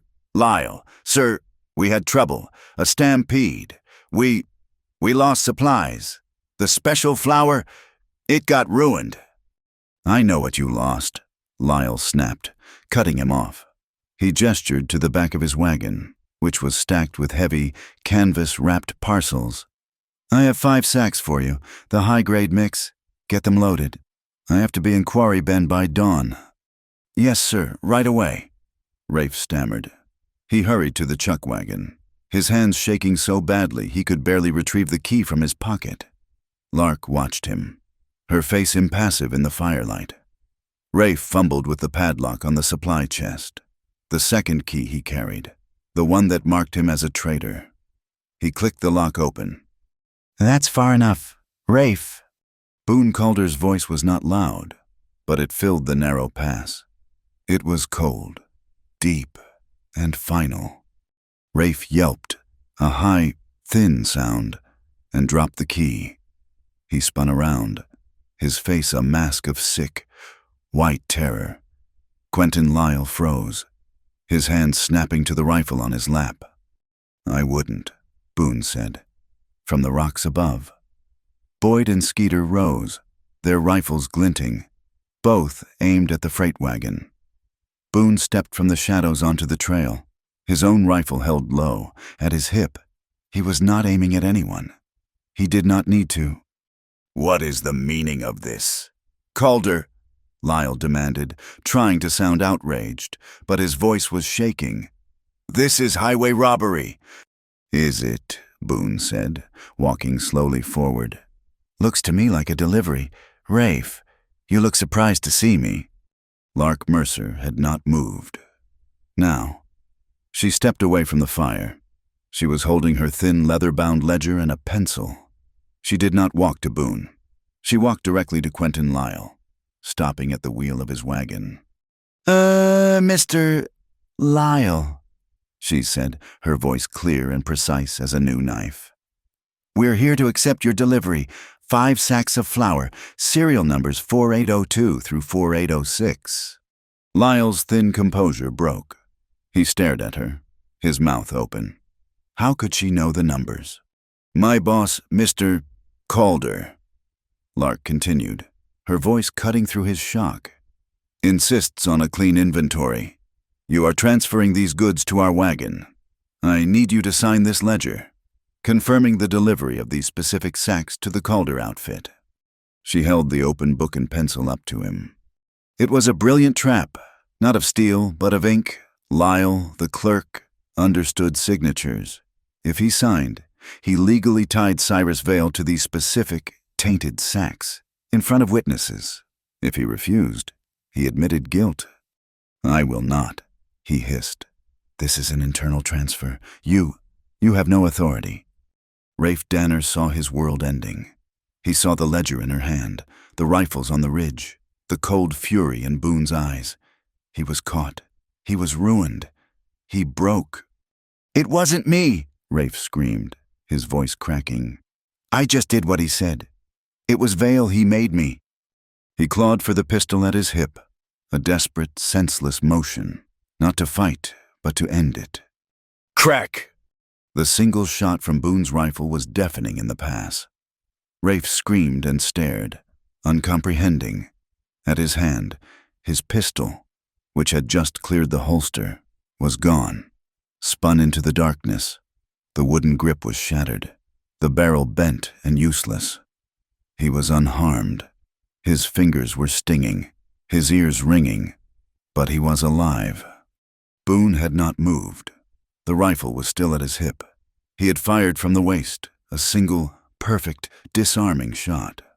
Rafe Danner stared at his empty hand, and the last of his strength left him. He collapsed against the chuckwagon wheel, sobbing into the dirt. While Lyle was still gaping at the display of marksmanship, Lark moved. She walked to Lyle's wagon, took her utility knife, and slit the side of one of the new sacks. A pale, grayish flour spilled out. She scooped a tin cup full, walked to the water barrel, and filled another cup with water. She held both up for Boone and the men on the ridge to see. Then she dumped the flour into the water. It did not mix, it foamed. A thick, gray, chemical-smelling scum boiled instantly to the rim, bubbling over her hand. "Tainted," Lark said, her voice ringing. "Just like the last batch. The batch that almost killed the herd. The batch that you delivered, Mr. Lyle, to my wagon." That was the end. Lyle looked at the frothing cup, at the broken Rafe, at the silent men on the rocks. He shoved Lark hard, sending her stumbling back. He scrambled onto his driver's box, grabbing not his rifle, but the reins. He roared, lashing the mule team with the whip, trying to turn the heavy wagon in the narrow pass. Boone didn't fire. He whistled, a sharp, piercing sound. His horse, Clay, broke from the shadows. Boone grabbed the saddle horn and swung up, spurring the horse into a dead run. The freight wagon was cumbersome, its wheels screaming as Lyle tried to turn it. Boone was closing the gap. Lark, recovering her balance, saw Lyle's plan. He was trying to get past her chuckwagon. She didn't hesitate. She climbed back onto her own driver's box, grabbed the reins, and yelled at her team. She did not chase him. She blocked him. She pulled the heavy chuckwagon forward and hard to the left, turning her six-mule team directly into the path of the oncoming freight wagon. "No!" Lyle screamed, hauling on his reins. It was too late. The pass was blocked. He tried to stop, but the wagon's momentum was too great. The lead mules of the freight wagon slammed into the side of the chuckwagon. Metal shrieked. Wood snapped. The force threw Lyle from his seat. He hit the rocky wall of the pass and crumpled to the ground in a heap. Before he could move, Boone was off his horse. His boot was on Lyle's chest, and the muzzle of his rifle was pressed under Lyle's chin. They dragged him back to the fire. Rafe had not moved, his face buried in his arms. "You're going to write it," Boone said, his voice deadly quiet. He tossed a pencil and Lark's ledger at Lyle. "Every word. The tainted flour, the double-branded cattle, the plan to scatter my herd. Rafe is going to sign it, and you are going to sign it." Lyle, his face bleeding, looked up from the dirt. A strange, ugly smile spread across his lips. He began to laugh, a dry, rasping cackle. "You fool," he spat, his voice full of venom. "You ignorant cowboy. You think this matters? You think a piece of paper matters?" He looked around at Boone, at Lark, at the loyal hands. "You take this confession to Quarry Bend. You hand it to Judge Harlan. Do you know who that is? He's Cyrus Vale's hunting partner. He's had Sunday dinner at Vale's house for 10 years. This paper, he'll use it to light his cigar." Lyle leaned forward, his eyes shining. "And then he'll sign the warrant for your arrest. Highway robbery, conspiracy, assault. You are finished. Calder, you're a dead man." Boone froze. The blood drained from his face. He knew the clerk was right. The law in Quarry Bend was just another one of Vale's assets. He had won the battle, but he had just lost the war. The pass was silent. The only sound was Rafe's quiet weeping. Then Lark stepped forward. She took the ledger from Lyle's lap. "He's right, Boone," she said. Boone and Lyle both stared at her, shocked. "He's right about the civil court," Lark said, her voice like ice. "So we're not going to Quarry Bend? We're not using Judge Harlan?" She looked down at Lyle, and for the first time, he saw the cold, personal hatred in her eyes. It was an emotion far deeper than Boone's anger. We are taking this wagon, this poisoned flower, this confession, and this entire herd to Willow's Ford. We're not going to see a judge. We're going to see the United States Army." Lyle's smirk vanished. His face went white. "We're going to see the quartermaster, Commissioner Prue," Lark continued, her voice relentless. "This isn't about a local debt, Mr. Lyle. This is about a federal contract. This is about Cyrus Vale knowingly supplying tainted food to soldiers. This is about conspiring to defraud the United States government. And they have their own rules. They have their own court." She closed the ledger with a quiet thud. Boone stared at her, at the small, fierce woman in the blue neckerchief. He saw the fire in her eyes, the fire of a daughter avenging a father. He saw the trap she had built, a trap not for him, but for Vale. A slow, hard understanding spread across his face. He looked at Lyle's terrified expression, and he nodded, a new, profound respect in his eyes. "We'll beat him," Boone said, his voice quiet, final. "We'll beat him with the very contract he tried to eat." The drive from Cedar Notch was brutal. They pushed the herd at a punishing pace, high into the pine-covered slopes that formed the last barrier before the plains of Willow's Ford. The air grew thin and cold, and the gray sky, which had threatened them for days, finally opened. It was not a storm. It was a cold, miserable high-country rain that fell in a steady, icy sheet. It turned the trail to a slick, red mud, and plastered the men's clothes to their skin. The cattle were miserable, heads down, but they moved, driven by the relentless, quiet figures of the Calder outfit. Rafe and Lyle, their hands bound, rode in the chuck wagon, guarded by Lark, their faces sullen and gray. Boone rode point, taking the worst of the weather, his face set, his body rigid against the wind. By nightfall, they were all near the breaking point. The men were shivering violently, their hands blue. Boone knew he couldn't push them further. He spotted it through the trees, a small, dark shape against the slope, a line shack. It was a one-room hovel built of logs and sod, meant for a single rider checking the drift fences. It was not much, but it was shelter. He made the call. He had Boyd and Skeeter and the other men huddle with the main herd in the thickest stand of pines, using tarps to create a miserable, shared shelter. He would take the prisoners to the shack. "Mrs.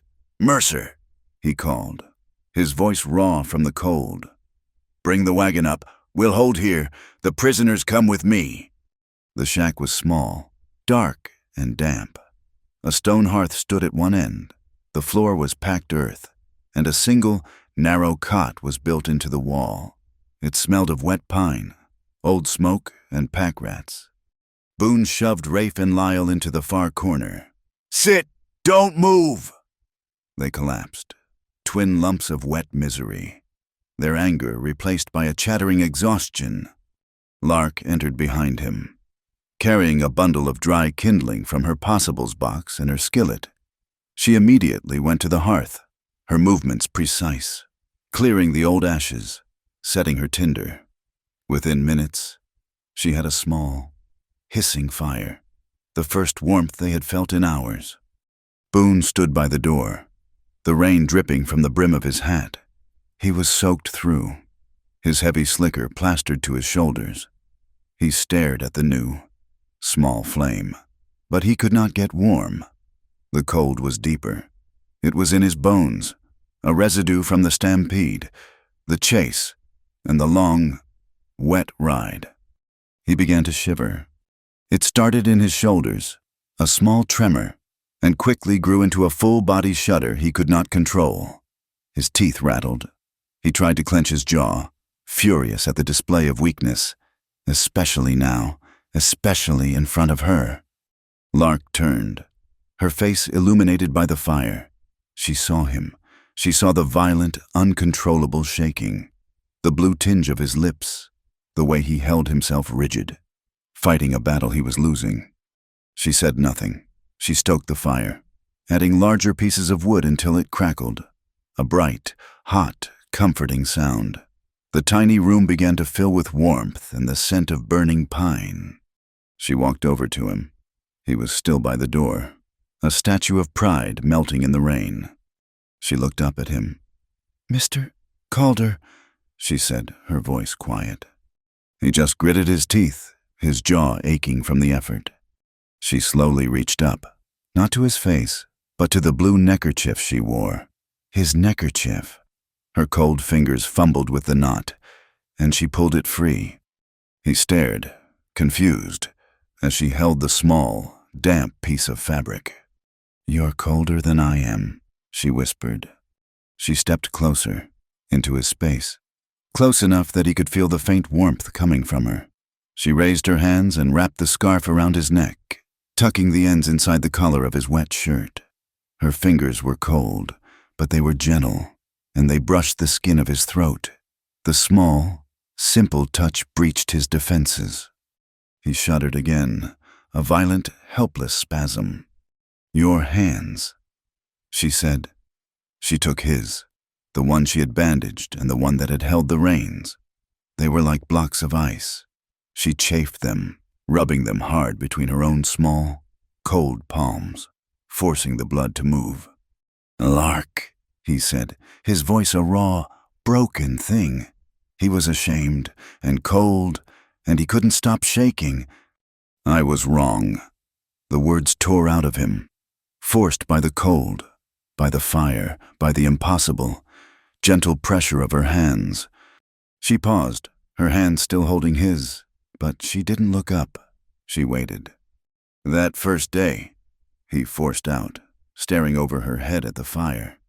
"What I said about hiring a better cook, it was pride, just mean, stupid pride. I was cornered, by Vale, by the bank, and you were just one more thing I couldn't control." He took a ragged breath.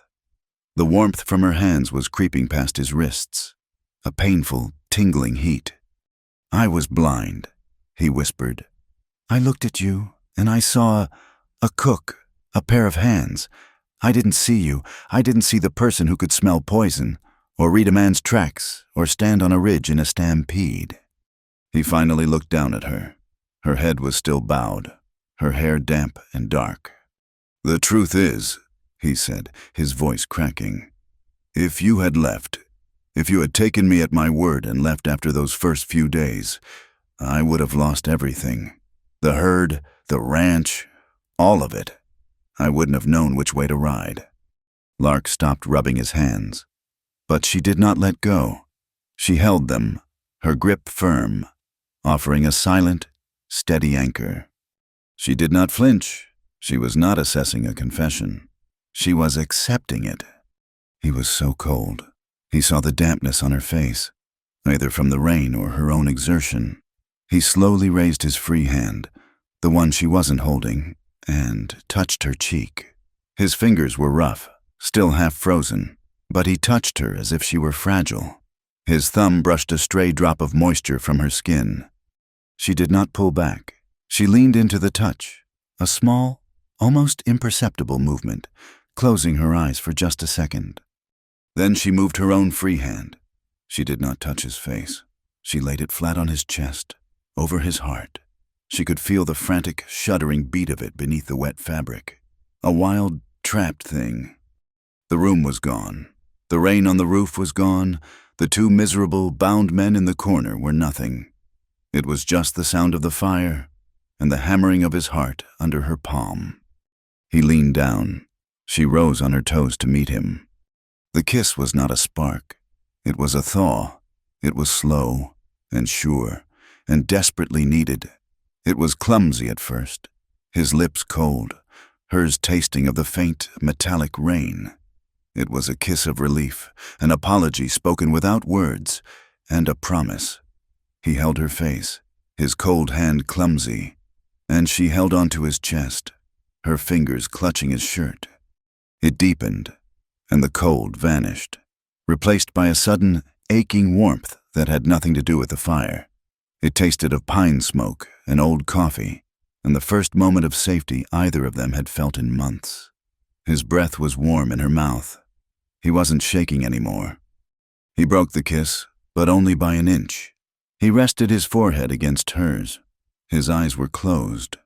"Lark," he whispered, the name a prayer. "Boone," she whispered back. It was the first time she had used his name.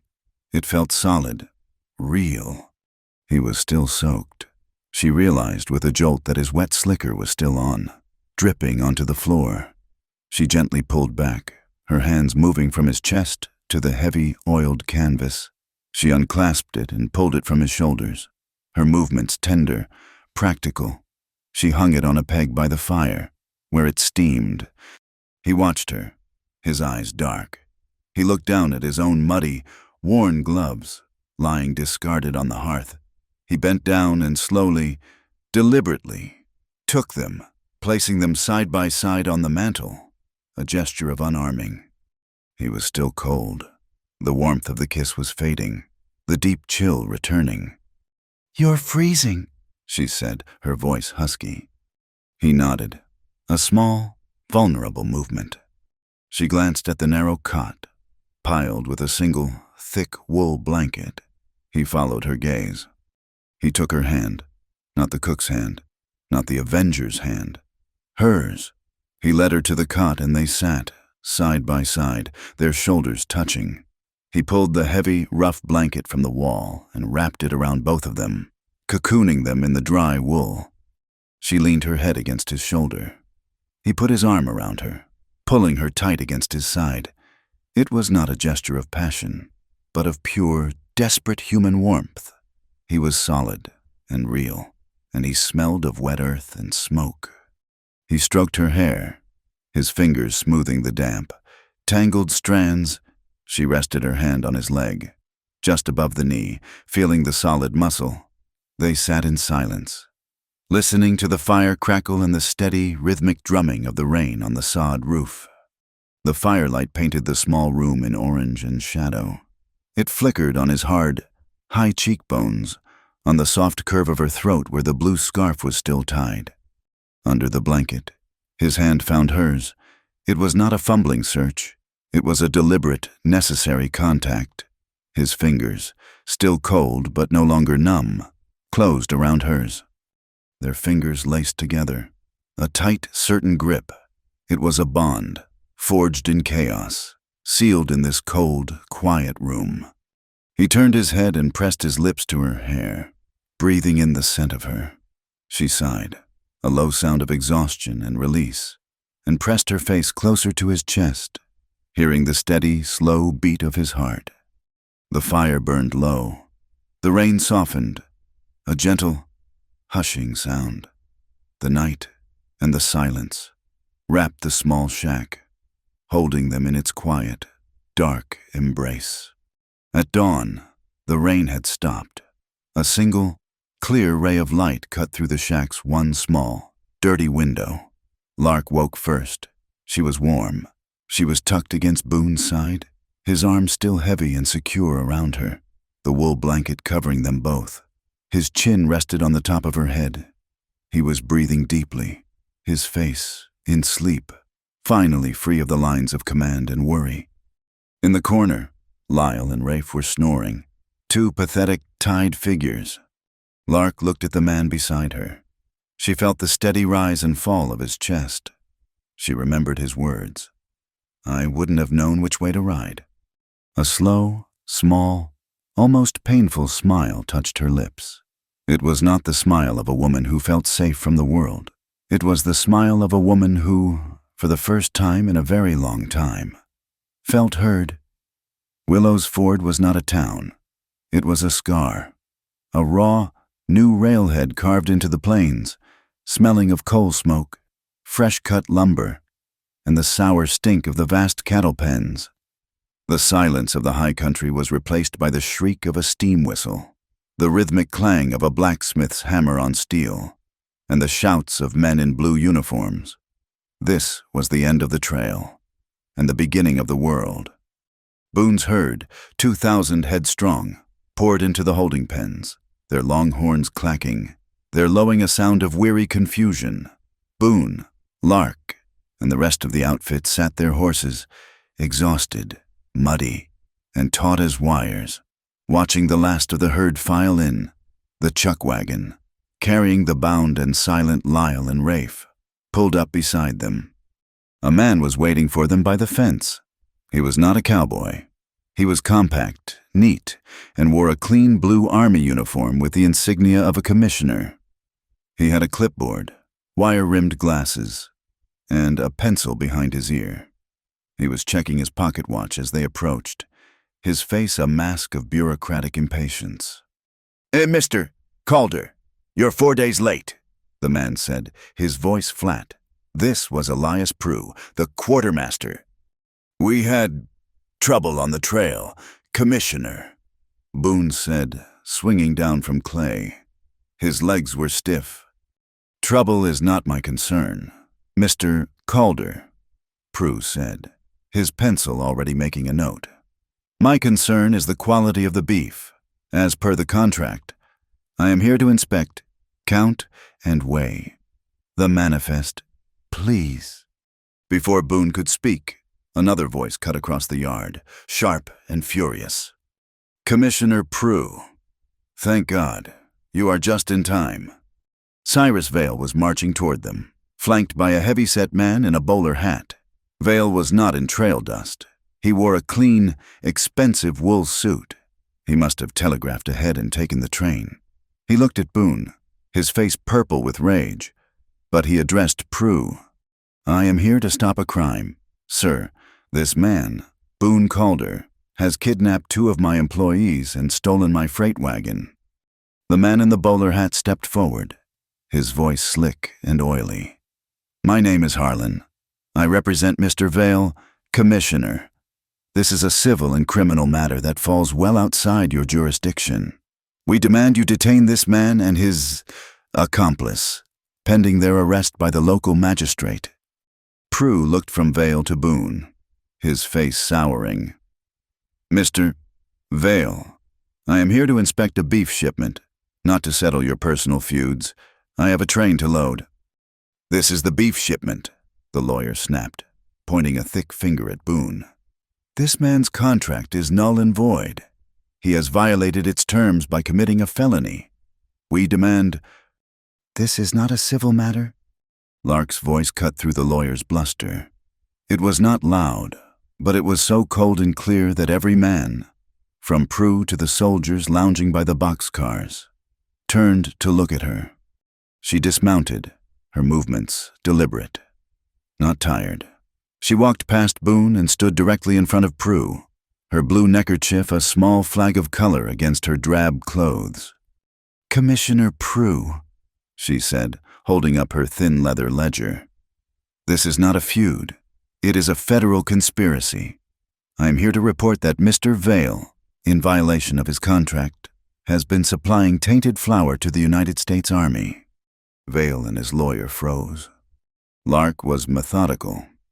"This ledger, which belonged to my father, a miller named Thomas Mercer, details the initial attempts by Mr. Vale to adulterate his flour shipments in Morrow Gate." She then produced the folded, dirty confession. "This is a statement signed by Mr. Vale's clerk, Quentin Lyle, and by Mr. Calder's foreman, Rafe Danner, admitting to a conspiracy to taint the Calder herd's feed, scatter the animals, and mix them with stolen, uninspected cattle. And these," Boone said, his voice a low growl, pointing to the steers they had already cut from the herd. "These are the double-branded animals. Sir, stolen goods, transported under the cover of my brand." The lawyer, Harlan, recovered first. He laughed. A short, ugly bark.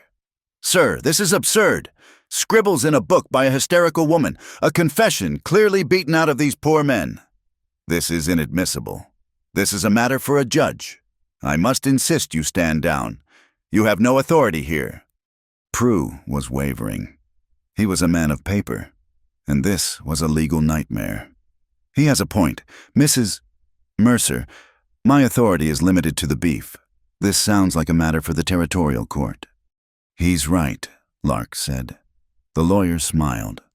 It is not a matter for a territorial court or a civil one. She reached inside her shirt and pulled out a second document, a sheaf of papers folded and worn.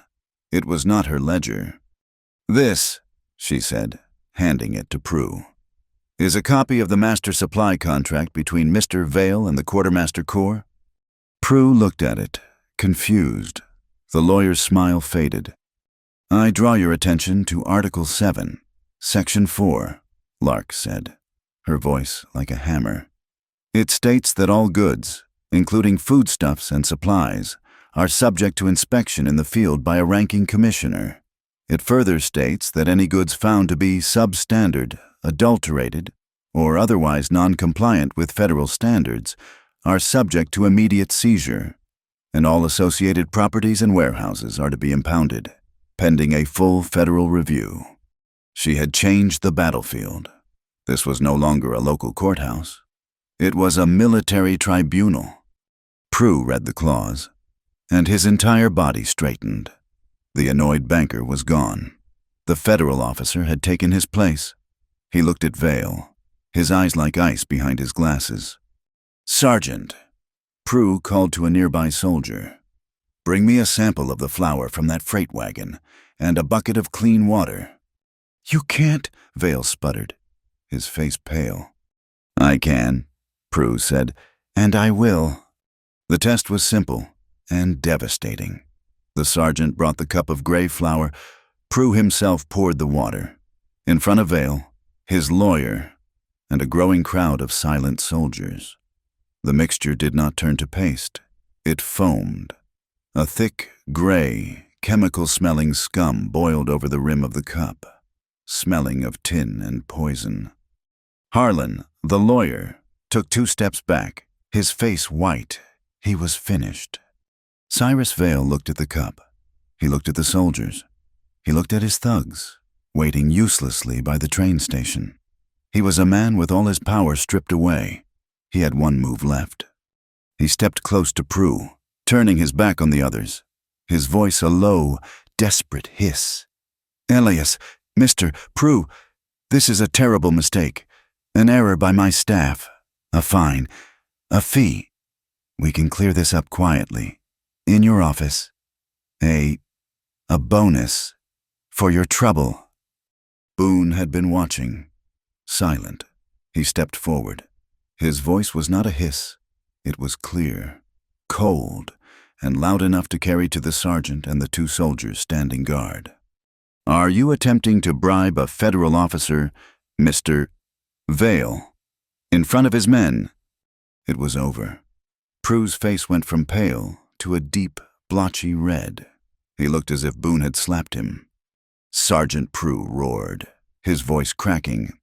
"Seize that freight wagon and its contents. Place Mr. Vale, Mr. Lyle, and Mr. Danner under arrest for conspiracy to defraud the United States government. And you," he said, pointing to another soldier, "take 2 men. Go to the Vale warehouse at the edge of town. Impound it. Post guards.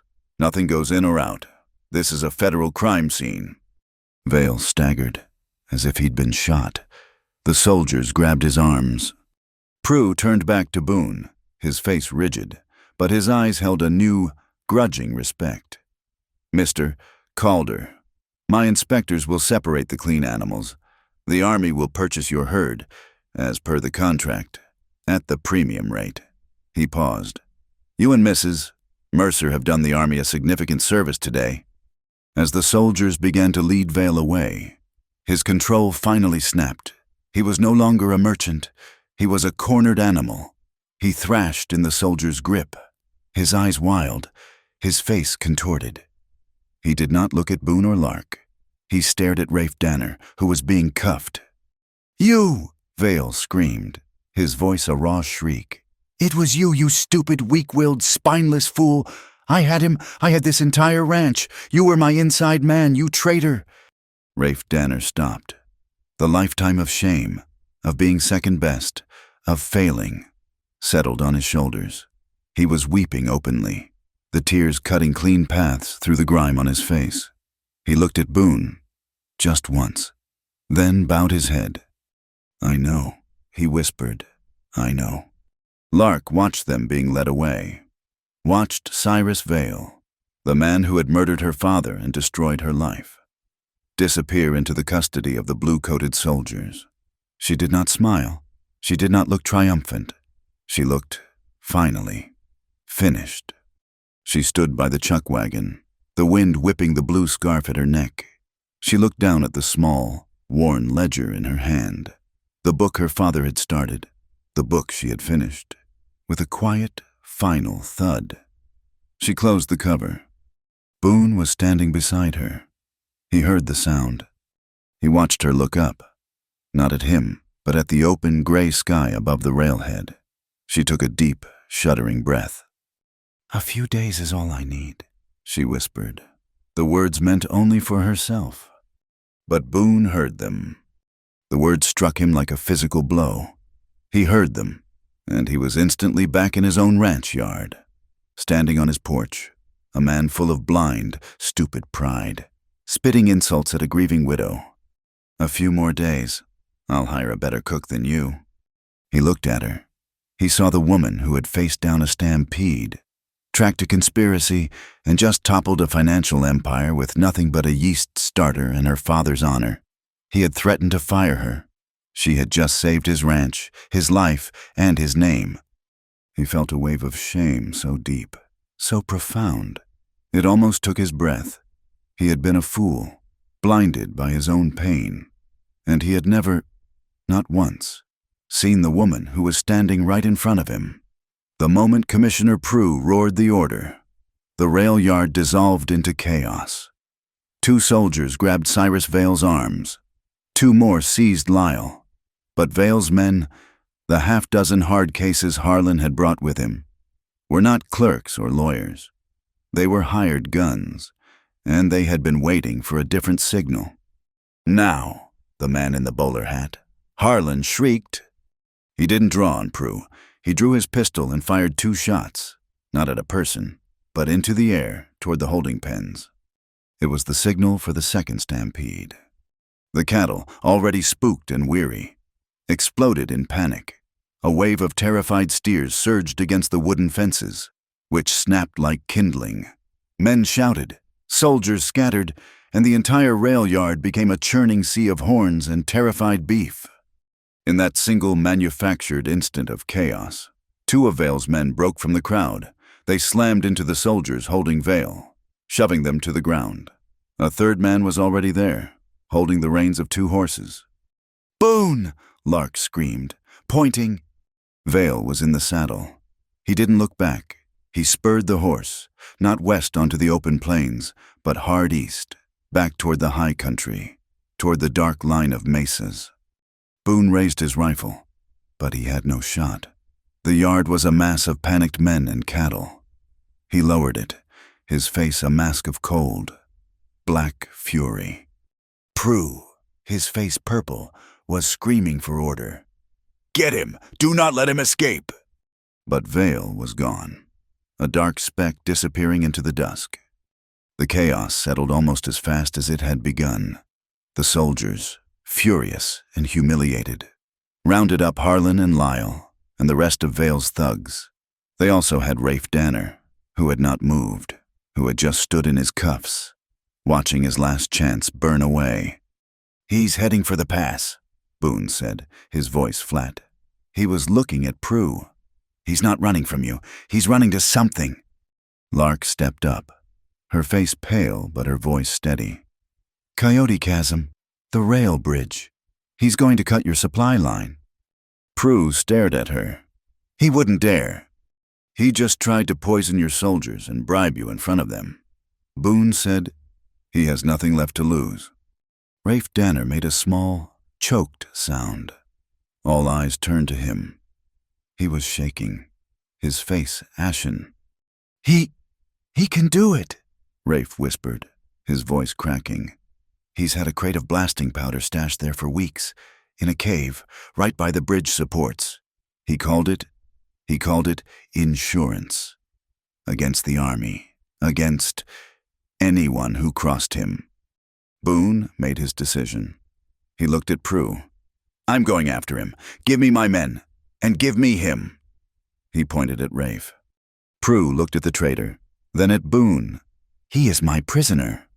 "He's my guide," Boone countered. "And he's the only one who knows that chasm as well as Vale. He's a dead man either way. Let him do one thing right." Prue nodded. A single, sharp jerk. He tossed Boone a key. "Unlock his hands, but he's your responsibility. Calder, bring Vale back, dead or alive. I want that bridge standing." The sky was a dark, bruised purple, the wind rising to a high-pitched shriek as they rode. There were 5 of them: Boone, Lark, a grim-faced Boyd and Skeeter, and Rafe Danner, unbound, riding a spare mule. They pushed their mounts hard, the failure at the rail yard a bitter taste in their mouths. They reached the mouth of Coyote Chasm an hour later. It was a black, narrow slit in the rock, the wind howling through it like a mourning woman. "He's already in," Boone said, dismounting and studying the fresh tracks in the sand. "He's got a 30-minute lead. He'll be at the bridge before we're halfway." Rafe slid from his mule, his legs weak. "No, not if we're faster." He pointed up, at the sheer rock face of the mesa. "There's a trail, a goat path. It's how I used to meet his riders, undetected. It's narrow. We'll have to lead the horses, but it comes out on a ledge, right above the bridge. We can cut him off." Boone stared at him, his hand on his pistol. "If this is a trick, Rafe." "What do I have to lie for?" Rafe pleaded, his eyes hollow. "I'm already dead. Please, let me stop this." Lark looked at Boone and nodded once. "He's telling the truth. He's a trapped man." The climb was hell. The path was barely a foot wide, a crumbling ledge of shale. They led their horses, the animals snorting in terror, the wind tearing at them, threatening to peel them from the cliff. Below, the chasm was a river of absolute blackness. After an agonizing 30 minutes, they reached the top. They were on a wide, flat mesa. Rafe pointed. "This way." They moved to the edge, and there, 50 feet below them, spanning the narrowest point of the chasm, was the wooden railroad bridge. A single lantern glowed at the far end. A figure was moving, fast. Cyrus Vale. His horse was tied. A heavy wooden crate was open beside him. He was tamping sticks of dynamite into the support beams, working with a frantic, desperate energy. "We can't shoot," Boone whispered, his voice raw. "We'll hit the powder." "We have to get down there," Lark said. "Rafe," Boone asked. "There's a ledge," Rafe said, pointing. "Just below us. I've used it. It's 10 feet down, and it runs right to the bridge support. I can get there. I need a rope." Boone didn't hesitate. He uncoiled his lariat, looped it under Rafe's arms. "Boyd, Skeeter, hold him, lower him, and be quiet. Lark, you stay here. Keep watch." "No," Lark said. She was already unhooking the heavy, soot-blackened coffee pot from her saddle. It was still half full of the thick, bitter coffee she'd brewed that morning. "He'll see you coming. He needs a distraction. I'm coming with you." Boone looked at her, at the coffee pot, and understood. He nodded, while Boyd and Skeeter lowered Rafe into the darkness. Boone and Lark scrambled down the main, switchback trail, moving from shadow to shadow. They were 20 yards away when Vale stood up. He pulled a long, green fuse from his pocket, feeding it to the main charge. He struck a match. The small flame flared in the wind, and he shielded it with his body. The fuse caught. It sputtered, a small, angry snake of fire, hissing as it ate its way toward the crate. "Vale," Boone roared, stepping from the shadows onto the bridge, his rifle leveled. Vale spun, his face a mask of hatred. He didn't hesitate. He had a pistol in his hand. He fired. The shot was wild, the bullet screaming off the rock, splintering wood inches from Boone's head. Boone dropped to one knee, but he couldn't fire back. Vale was standing right in front of the explosives. The fuse was burning. 10 seconds. Lark moved. She ran past Boone, her boots pounding on the wooden planks. She was not aiming for Vale. She was aiming for the fuse. "Lark, no!" Boone yelled. Vale saw her, raised his pistol again, but he was too late. Lark didn't stop. She swung the heavy pot, and a cascade of cold, black coffee drenched the hissing fuse. The spark died with a wet The bridge was silent. Vale stared at the wet, useless fuse. His plan ruined by a cook. The domesticity of the act, the sheer, insulting simplicity of it, shattered his last thread of sanity. He roared, a sound of pure animal rage. He lunged, not for Boone, but for her. Boone dropped his rifle and tackled him. They crashed to the wooden planks, a tangle of limbs. Boone was stronger, his rage cold and focused. He felt his fist connect with Vale's jaw. Vale's pistol went skittering across the planks, spun once, and vanished over the edge into the chasm. Boone scrambled on top of him, his hands finding Vale's throat, but Vale was a cornered rat. He twisted, his knee coming up hard, slamming into Boone's side. Boone grunted, the air driven from his lungs, his grip loosening for just an instant. It was all Vale needed. He scrambled to his feet, gasping. He grabbed the closest thing to him. He grabbed Lark. He yanked her up, spinning her around, clamping one arm around her throat and pinning her against his chest. He backed away from Boone, dragging her toward the edge of the chasm. "Stay back!" Calder, Vale screamed, his voice a ragged shriek. The wind whipped his hair. His heel was at the crumbling precipice. "One more step and we both go over, it's over." Boone was on his feet, his rifle forgotten, his hands half raised. "Let her go! Vale! It's done! You have nowhere to go." Lark was trapped. Vale's arm was like steel, crushing the air from her. But she wasn't fighting. She wasn't screaming. Her eyes were fixed on Boone, and they were wide, clear, and terrifyingly calm. She forced the words out, her voice a choked, loud gasp. The first time I knew—" Vale tightened his grip. "Shut up." In my father's mill," she choked out, her eyes never leaving Boone's. "I smelled it, the flour, it smelled like tin, like rust, he told you." Boone was frozen, staring at her, his mind racing. Why is she telling me this? He watched her mouth, reading the words as much as hearing them. Mill, father, tin. He was focused completely on her words, on her eyes.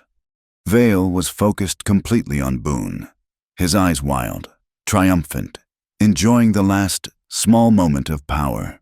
He dragged Lark another half-step back, his boot heel dislodging small pebbles that fell into the dark. He never saw Rafe. Rafe, dangling from the rope, had found his footing on the narrow, hidden ledge. He was just 5 feet below them. He had been silent, waiting. He reached up. His raw, trembling hands found the back of Vale's boot. He grabbed the ankle, and with the last of his strength, he pulled. It was not a strong pull, but it was all that was needed. Vale was already off balance, his weight on his back heel. He shrieked, a high, thin sound. As his center of gravity vanished, his arm flew open, his grip on Lark breaking. In that same split second, Boone lunged. He didn't go for Vale, he dove for Lark. He grabbed her around the waist, his arms locking, and yanked her forward, pulling her back from the void. They collapsed together onto the solid rock of the cliff, safe as Vale, his arms windmilling, fell backward into the black. His scream was long, then abruptly cut short. The chasm was silent. Boone, tangled with Lark on the ground, his heart hammering, crawled to the edge. He looked down. Vale was not at the bottom. A stand of thick, woody yucca plants, their leaves like spears, grew from a crack in the cliff face 20 feet below. Vale had landed in the middle of it. He was impaled, broken, and alive, a trapped, writhing figure in the darkness. The wind moaned. Boyd and Skeeter hauled Rafe up, his body limp, his face white. Lark was on her knees, her hands at her throat, taking in deep, ragged breaths. Boone walked over to her. He didn't speak. He just knelt in the dirt in front of her. He reached out, his hands shaking, and pulled her to him. He held her. He held her with a force that was almost painful, his face buried in her hair, breathing in the scent of her, of coffee, of cold rock, and of the night. He held her as if he was anchoring her to the earth, as if he was afraid the wind would snatch her away. Too, she held him back, her own arms locking around his waist, her face pressed against his chest. They stayed there, kneeling on the cold stone, for a long, long time, while the wind howled around them, a defeated, empty sound. Finally, Boone pulled back. He looked at the crate of dynamite, then at the trapped, moaning figure of Vale below. He looked at Rafe, who was now sitting with his head in his hands. "It's over," Boone said. He helped Lark to her feet. His hand did not leave hers. He held it, his grip tight, as they walked over to retrieve the last, final piece of evidence. The air at Willow's Ford was heavy with the smell of coal smoke, cattle, and finality. The last of the Calder herd, the animals with the clean, single brand, were being loaded onto the rattling boxcars. Commissioner Prue, his face severe, had already countersigned the bank draft. Boone Calder stood holding it, a thin piece of paper that represented the end of his debt, the salvation of his ranch, and the start of a future he hadn't known how to imagine. The High Plains sun was sinking, turning the sky a deep, bruised orange.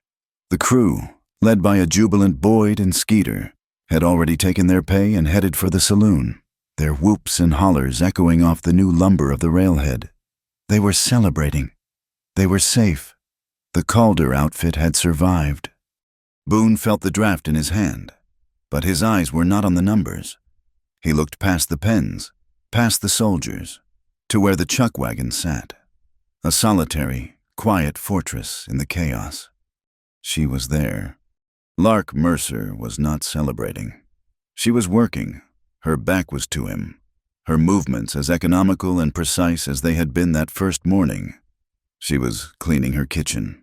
The big Dutch oven, scoured and oiled, was already nested in its box. Her skillet, the one that had been her only possession, was clean. She was wiping down the long-handled wooden ladle. Beside her, on the wagon tongue, sat her small, dove-tailed wooden chest and the earthenware crock, Beulah, its cheesecloth cover tied down securely. She was packing.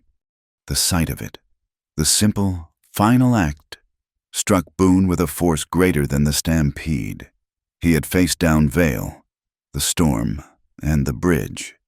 But this quiet packing was the one thing that truly terrified him.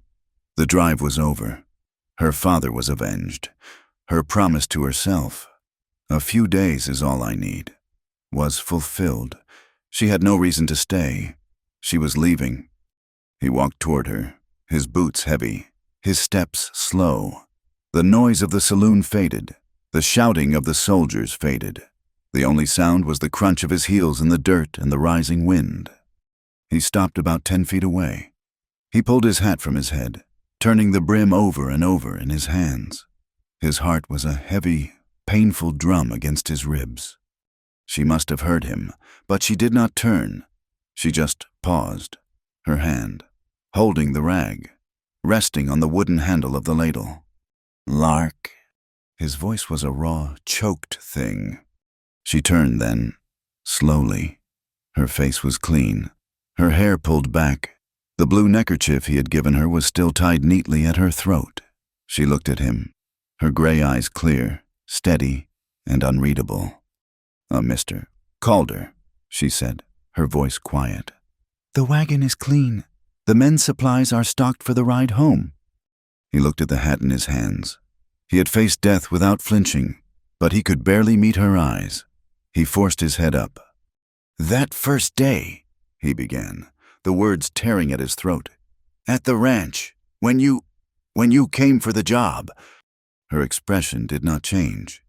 She waited. "I said," he swallowed, the shame of it tasting like alkali. "I said, a few more days. I'll hire a better cook than you." The confession hung in the air between them. A brutal, ugly thing. "Now," he said, taking a step closer. His voice broke, but he did not stop. "Now, I'm begging you to stay." He took another step, closing the distance, his eyes locked on hers. "Not for the bread," he said, the words rushing out, raw and honest.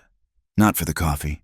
Not because you can face down a storm, or a stampede, or a killer on a bridge. I'm begging you to stay. For me." The silence that fell was absolute. The wind, coming down from the high country, was cold, carrying the clean, sharp scent of distant pine. It lifted the edges of the blue scarf at her throat, making it flutter. She just stared at him, her eyes searching his, stripping away every last piece of the proud, foolish man he had been, seeing only the raw, terrified man who stood before her. He was trembling. She was quiet for a long, aching moment. Then she took a slow breath. She did not speak. She took one step toward him, closing the final, empty space. She lifted her hand, the small, calloused hand that had cleaned his wounds, and laid it flat against his chest, right over his heart. Under her palm, his heart leaped, a wild, frantic, trapped thing. It thudded against her hand, a desperate, silent yes, yes, yes. It was his answer, his truth, his entire broken open soul. He covered her hand with his, pressing it tight against him, as if he could hold her there, hold her to him, with the sheer, frantic force of his own pulse. He took a deep, shuddering breath. "Stay," he whispered, his voice raw with a plea. "Not as a cook, as a partner, as the keeper of the fire, as the keeper of my heart." He met her gaze, holding nothing back. "I'll learn to listen, I swear to you. Lark, I'll spend the rest of my life learning how to listen." The cool, guarded defense in her eyes, the armor she had worn for a year, finally melted. A sudden, bright warmth rose up, and her lips, so often held in a firm, determined line, softened. A small, slow smile touched her mouth. Her eyes, her beautiful, storm-gray eyes, filled with tears, turning them to silver in the dying light. She nodded. It was not a large movement. It was a single, small, slight, but absolutely certain gesture. It was her answer. It was her yes. A wave of relief so profound it almost buckled his knees washed over him. He did not kiss her. He did not shout. He pulled her to him, his arms locking around her, his face burying in her hair, in the scent of smoke and wind and pine. He held her with a desperate, healing force, holding her as if she was the only anchor in a world that had been trying to tear him apart. She held him back just as tightly, her arms wrapped around his waist, her hands fisted in the back of his shirt, her face pressed hard against his chest, listening to the wild, steady thrum of his heart. They stood locked together as the sun finally bled out behind the western mesas, painting the high, thin clouds in streaks of apricot and fire. The sounds of the rail yard, the distant, fading bells of the last loaded cattle, the far-off celebration from the saloon, all receded, becoming a faint, unimportant hum. The fire she had built for the crew, the one she had been about to leave, crackled beside them. A log shifted, and a bright shower of sparks flew up into the dusk. A sudden, joyful answer. Boone held her, his grip finally softening from desperation to a quiet, profound peace. He leaned back, just enough to whisper against her hair, his voice thick. "The Calder outfit is just a name," he whispered. This This home, it starts with you. Thank you for listening to this story. We'd love to connect and share our thoughts, so please comment below and let us know where in the world you're listening from. Remember to subscribe to Wild West Stories 1850 like this video. And if you really enjoyed it, please support us by hitting that hype button so this story can be heard by even more people.